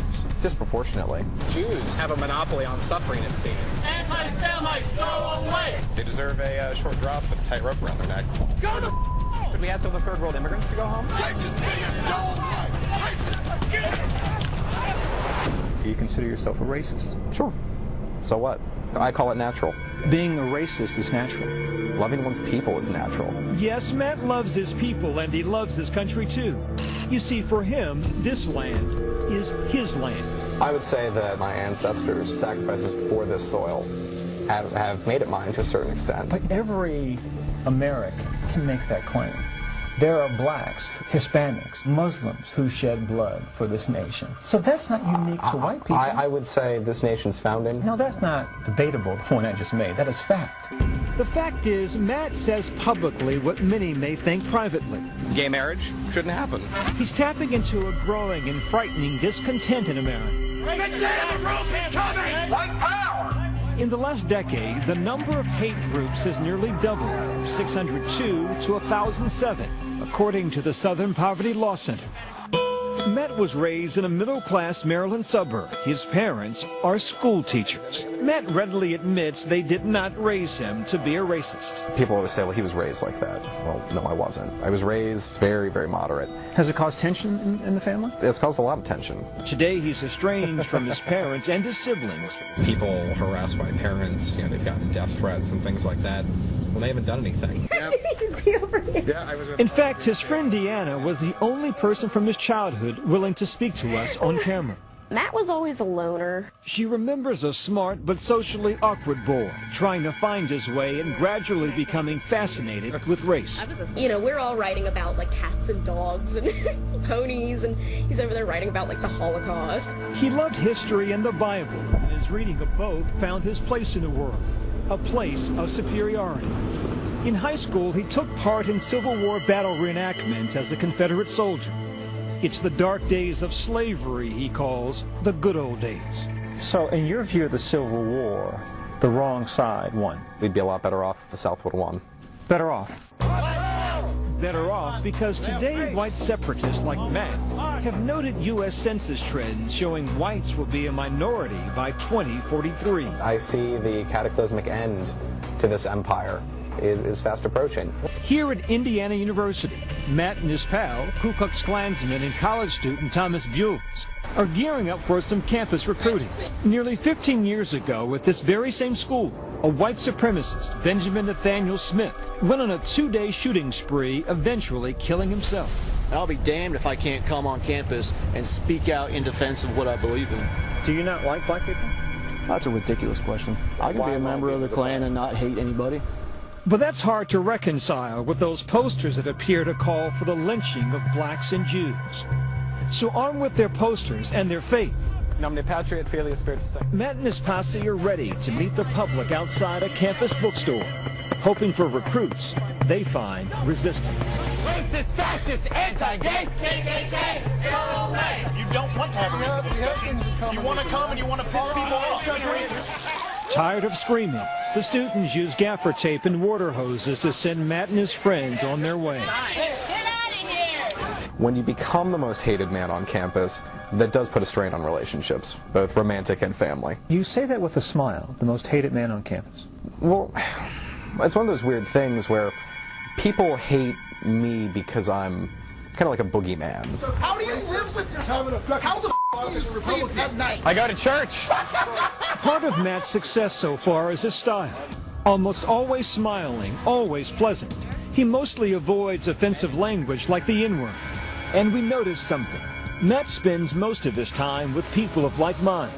So we wondered what would happen if we brought him to the multicultural Mecca, a place he's never been, New York City, or as he calls it, the belly of the beast. Everything I want to stop is in New York. In Harlem. There's white people out here and they living amongst us and there's no problem. Curiosity quickly turned into confrontation. Separatism is racism. Probably most of your friends are young men who are like yourself. I just want to be around good people. It don't matter what color you is. Do we have a right to try it? All right, so no. Why would you want your people to fail? Oh, for diversity? That's how you learn from each other. That's how you get stronger. That's how you build up. But good friends Aaron and Elijah, we learn later, make the biggest impression. No offense, but are you racist? I love my people. I want to be around people who are like myself. Why do you want us to be separate? because I believe that's the way that society is most productive. Are you doing this because you believe that black people are dangerous? I don't think you guys are dangerous. One of the things that just made me sad was talking to those two young boys. And that made you sad? If something were to break out in terms of a race-based conflict, there are so many that are within the pro-white movement who would say that those young boys basically would be targets. They should be killed. Yeah. Killed by those more radical than Matt because of the color of their skin. See, when you dig a little deeper, you learn that separation of the races will not be sufficient. Matt believes only an all-out race war and extermination campaign will solve society's problems. Don't you see how your path eventually leads to violence? God willing, it won't, but some things are worth fighting for. The hypocrisy that we've seen for centuries is laughable, especially when you hear these people talk about how they fear for their lives or how everyone is such a threat to them. But those who have been terrorizing everyone else on every continent are truly reprobates because they can't see the wickedness of their own hearts. There's one tiny human colony, and everyone here works for a corporation that is mining. This is why we're here. It's what pays for the whole party. Now those savages are threatening our whole operation. You see, even though they are the ones who have a history of killing, stealing, and destroying everything in their path, in their minds, everyone else is the problem and needs to be killed or exterminated. Right now, I am studying the civil rights movement, and I've been seeing a lot of graphic pictures of all these bombed churches in Alabama during the 50s and 60s.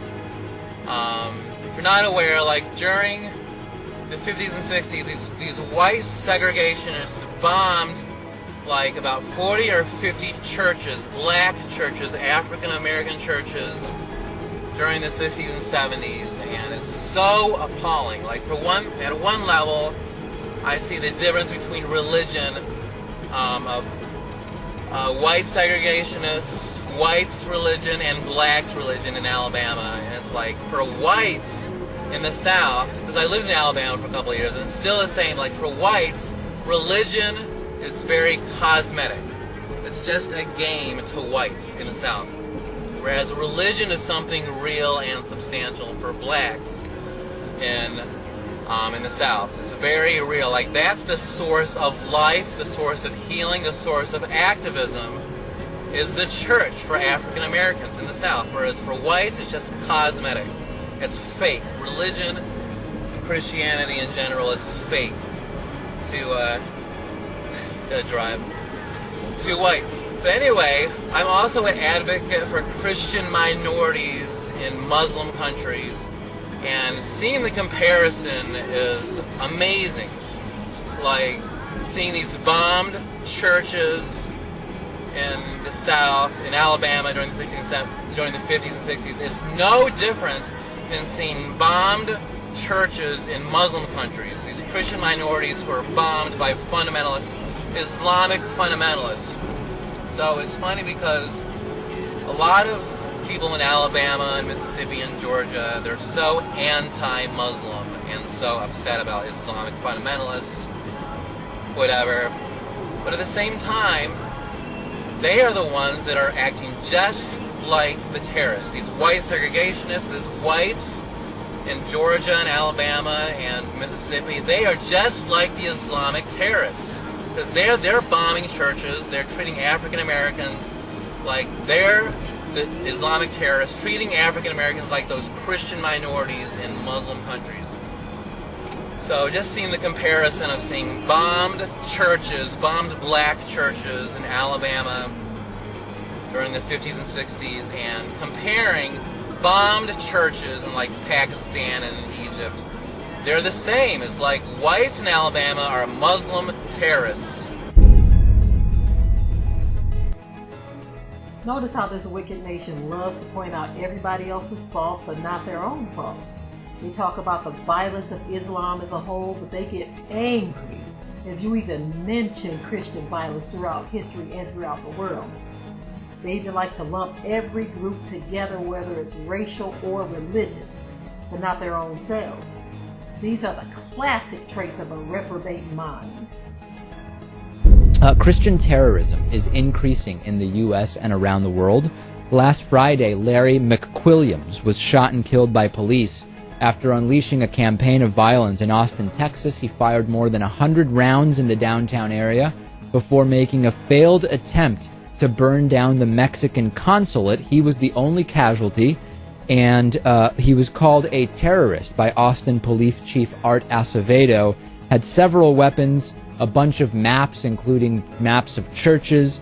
And while the specific impetus for McQuilliams' onslaught is unclear, local authorities recently announced that he may have been motivated by religion, but not the one you might think from watching corporate media. Vigilantes of Christendom was found in his van. This is a book connected with the Pineus priesthood, an American white supremacist movement that claims they are Christian in their inspiration. And we are seeing many, many more acts that are similar to this. In America, we know about the KKK. They are well known for a century of gruesome crimes that they claim are based in Christianity, as our former guest Frank Mink has told us, former neo-Nazi. We've seen a lot of Christian identity groups start to commit acts of terror. Members of the Order, that's a militant group of largely professed Mormons, whose motto is a verse from the book of Jeremiah. They were convicted for murdering a Jewish talk show host named Alan Berg. You've got the Army of God.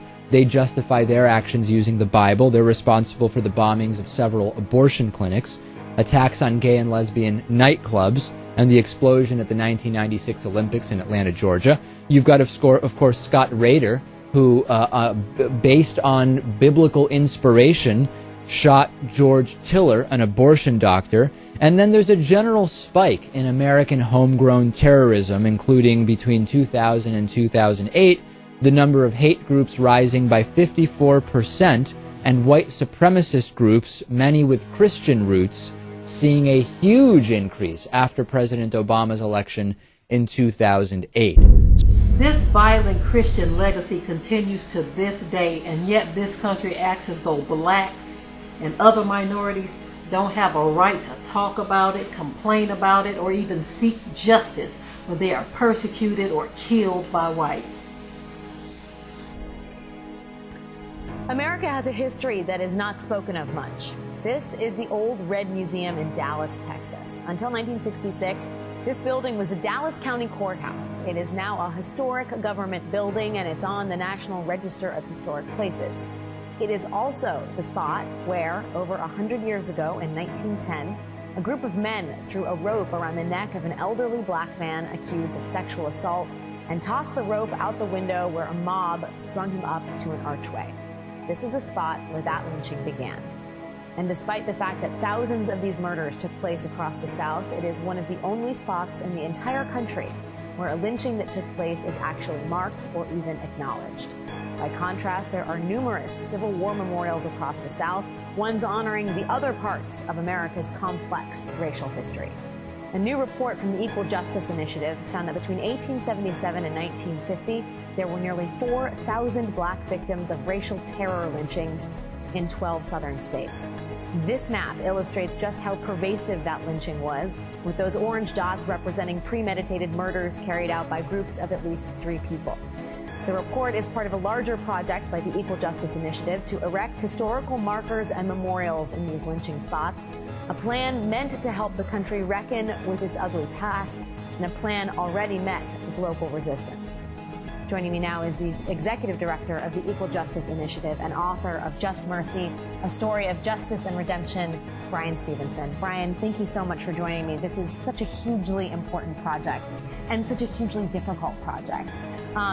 The number 4,000 is not, I think, a number any American can fully wrap their head around in terms of the pervasiveness, the scope of these lynchings. And yet, this seems to be one of the only full accountings of how we terrorized a certain group of people in this country. How have you learned the ways in which we have reconciled or not reconciled with our bloody past through this project? Well, no, I think you're absolutely right. We have not spent a lot of time really trying to understand this part of our history, I think in part because it is so difficult and it is so disturbing. But it is essential that we understand this legacy of terror lynchings. We've spent an enormous amount of time first reviewing the accumulated data at Tuskegee University and by a couple of researchers, Professor Stuart Tolney and Woody Beck. And then we went into these communities. We've worked in this area for a very long time. We went to historical archives, into museums, into local newspapers, and found additional evidence that allowed us to document several hundred more of these lynchings. And what I try to emphasize is that it's not just the 4,000 people who were murdered, it's all of the African Americans who lived in these states that were threatened and menaced and terrorized by these acts of often tolerated and supported violence. Yeah, that's one of the most devastating, I mean, aside from the horrific brutality, the fact that these lynchings took place in public, that children often watch them. I'll read an account of one, and I will just say in advance, it is very, very graphic.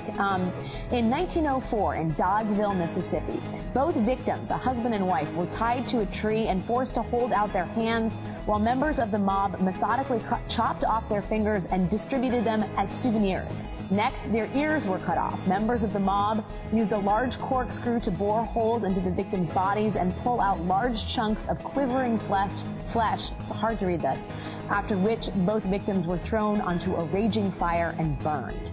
I mean, you talk about having people acknowledge this, putting up markers to say this is where this happened. I can imagine how difficult it is for people to acknowledge that this is a part of our history. And I guess I wonder in your conversations, how do you underscore the importance of that? Well, I do think it's hard, but I also think it's necessary. I mean, because not only did that grotesque violence take place, but it took place in front of hundreds and sometimes thousands of people who were celebrating that barbarity. Who were eating popcorn and cheering, and that is that community. And so I do think we have to talk about what that represents, because the truth is that these lynchings created a narrative of racial difference. It reinforced a presumption of dangerousness and guilt that is assigned to people of color. It terrorized people until they fled. And yet, we mark and monumentalize events going on at the same time that were really behind that. We celebrate the Confederacy. We talk about the good old days of the first part of the 20th century.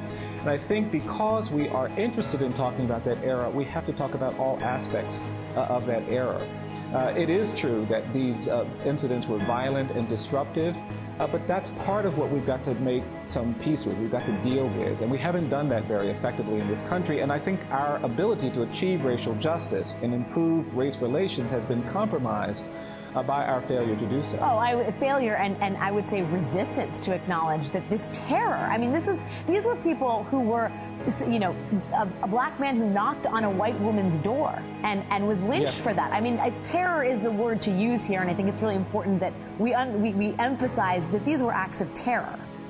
Absolutely. I meet many people of color who are offended when they hear newscasters talking on TV about how we're dealing with terrorism for the first time in our nation's history after 9/11. And they say to me, Mr. Stevenson, we grew up with terrorism. We grew up with violence. The geography of African Americans in this country was shaped by the menace created by these terror acts.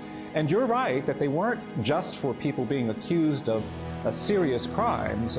They were for social transactions. In Blakely, Georgia, World War I black veteran comes back and he's wearing his uniform and he's lynched because he refuses to take off his American Army uniform.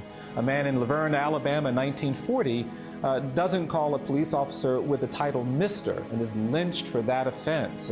Running to a train station in Mississippi, a black man is lynched because he bumps into a white woman. And this kind of violence in response to these very minor social transgressions absolutely traumatized people of color. Chicago, Illinois next. Beverly, line for Democrats. Good morning, Beverly. Good morning. How you doing? Good. Okay, you know, I hear this gentleman sit here and say President Obama won't call these Muslims radical Muslims.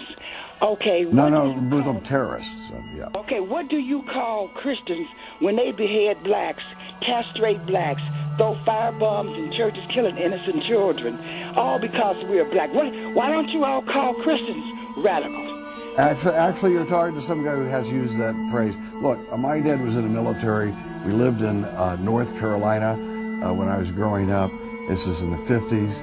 And I am fully aware that we had people who thought of themselves as Christians, who were carrying crosses, burning crosses, who were brutalizing and terrorizing America's black population.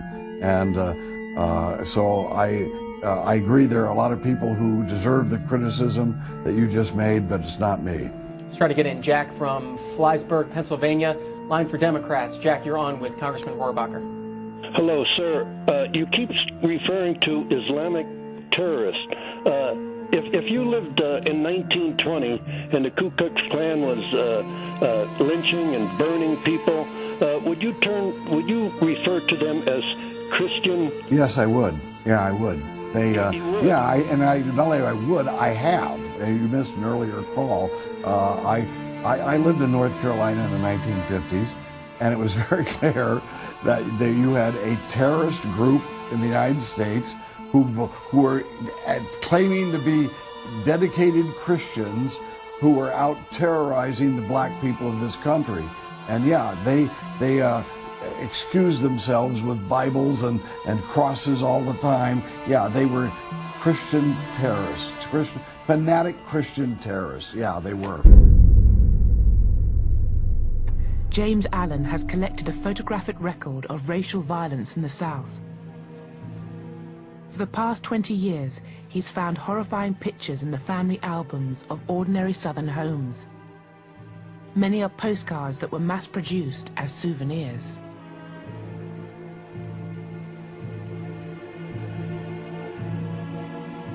Some of these images were printed in the tens of thousands and sold for a dime or $1 a piece.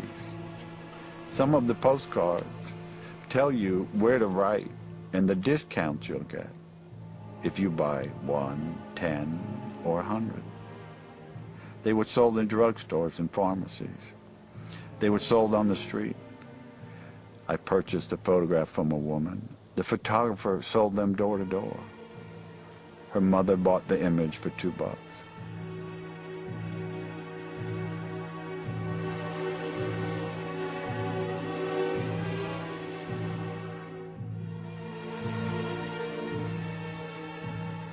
A murder that is of particular interest to me was of a 17-year-old boy by the name of Jess Washington in Waco, Texas, in 1916. He was seriously mentally challenged. The wife of the farmer that he worked for was found dead. He was arrested. He was brought to trial. The trial took from 10 until 12. And when the jury came back at noon and found him guilty, someone in the courtroom, and it would have been anyone in the courtroom, screamed out, "Get that nigger." Then one of the worst and cruelest treatments of a human being began. Jess was kicked down out of the courthouse, down the back steps where a crowd of several hundred was waiting for him. They put a chain on his neck. There were 16,000 people crowding the street to watch this boy be tortured. Jess was tied to the chain over a branch of a tree. The fire was started. They raised Jess from the fire up into the air so that the crowd could see him. There were cheers, like at a football game, cheering the torturers on. When Jess tried to climb up the chains, hand by hand, they cut his fingers off one by one so that all he could do was slap at the chain. They lowered him back down in the fire. A man came up and castrated him. Another man kept a pole so that he couldn't crawl out of the fire. And time and again, they pulled him up to keep him from dying so that the crowd could be satisfied, until he finally died.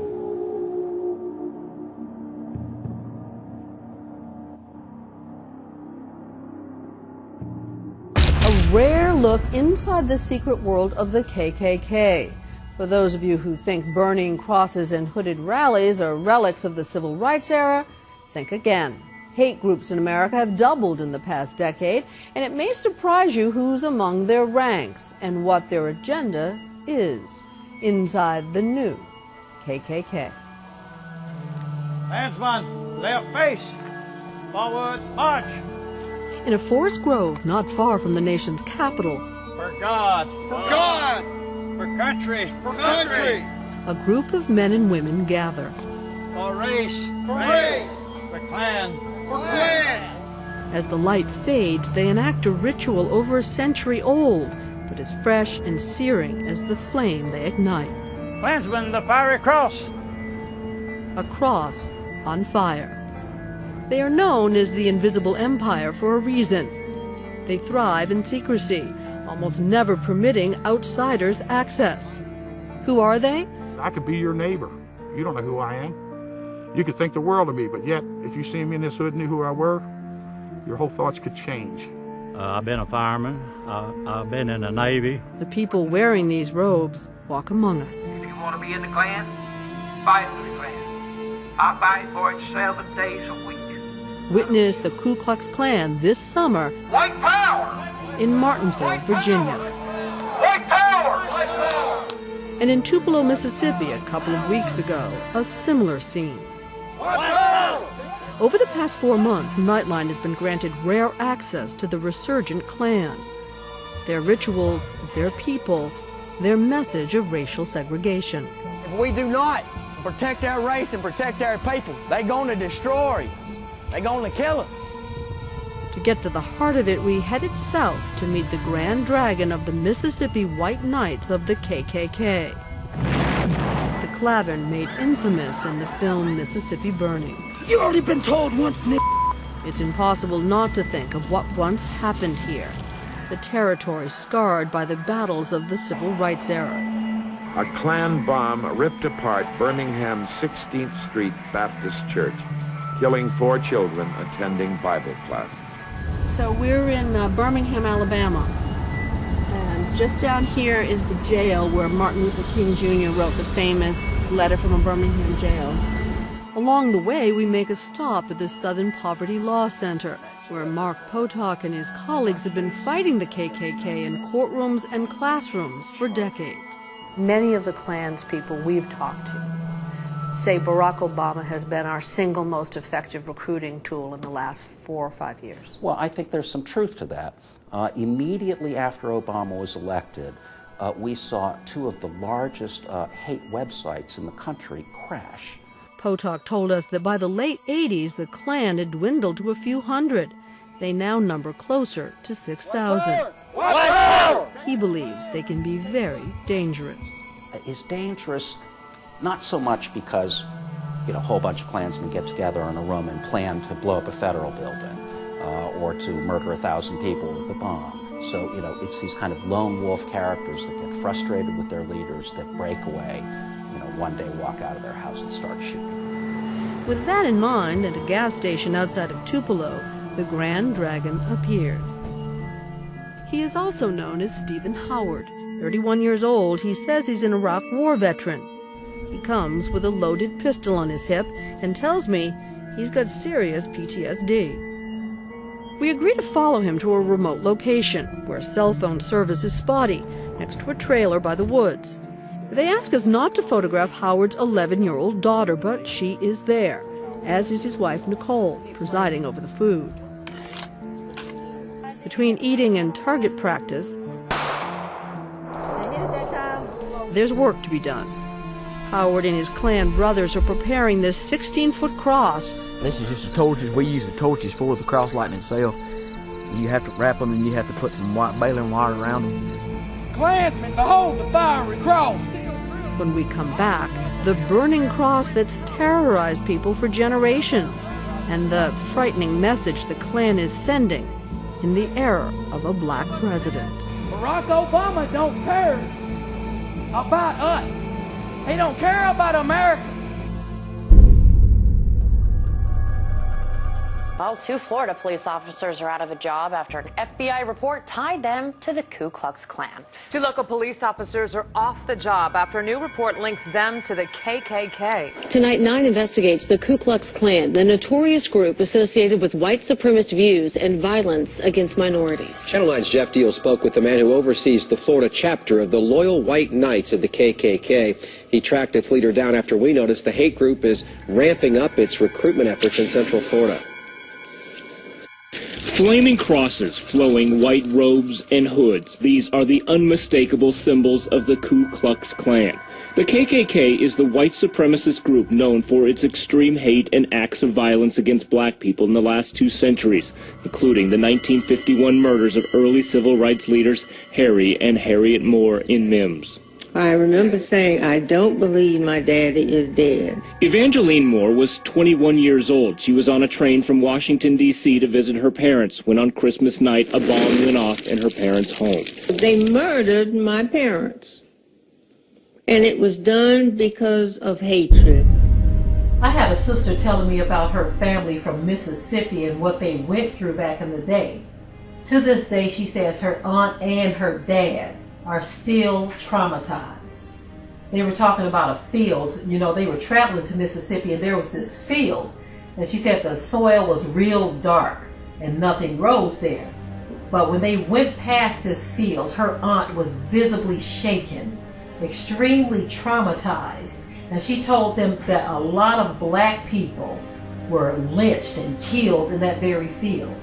And even her dad still has the bruises and the scars on his arm from what had happened to him back in the day. These people traumatized us, and many of our family members are still alive and can remember what they went through. But yet, we don't want to talk about it. We don't want to talk about it because it brings up painful memories. But white people don't want us talking about it because it exposes how filthy and dirty they have been to us in this country and how they still do these same things today. They don't want to deal with what they've done to us. And we're too afraid to talk about it because we know that many of these people have the same heart of evil against us.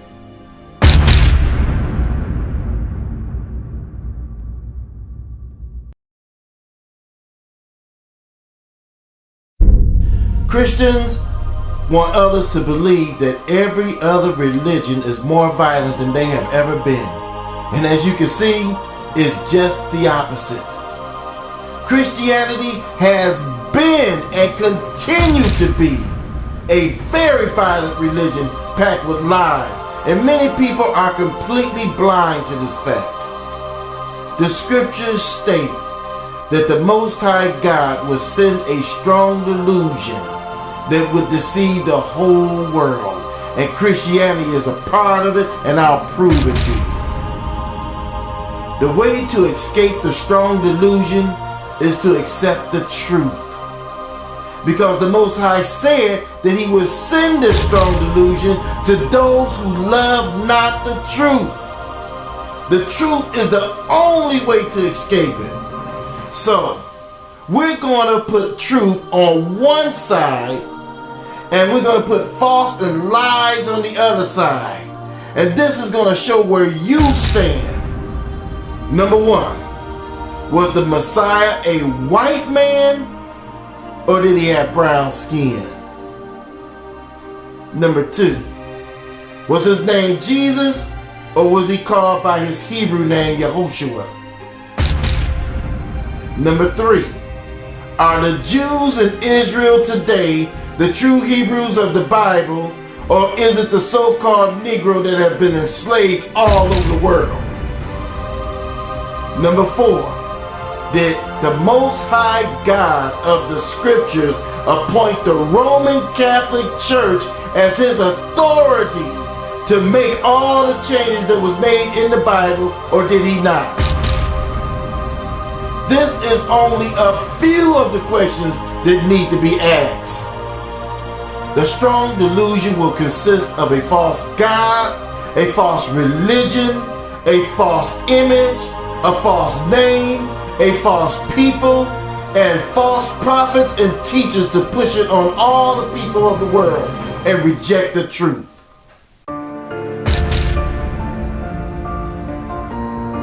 As time wears on, many things that have been hidden will come into the light. The world has been lied to and the masses have been deceived.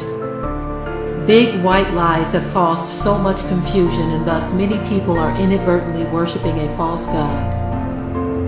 The claim that it doesn't matter about the facial appearance of the Most High Yah and the children of Israel is made to guilt our people into rejecting our true heritage and staying in the dark. The same people who have whited out every area of importance in the Bible and in the world have perpetuated the worst case of identity fraud in history.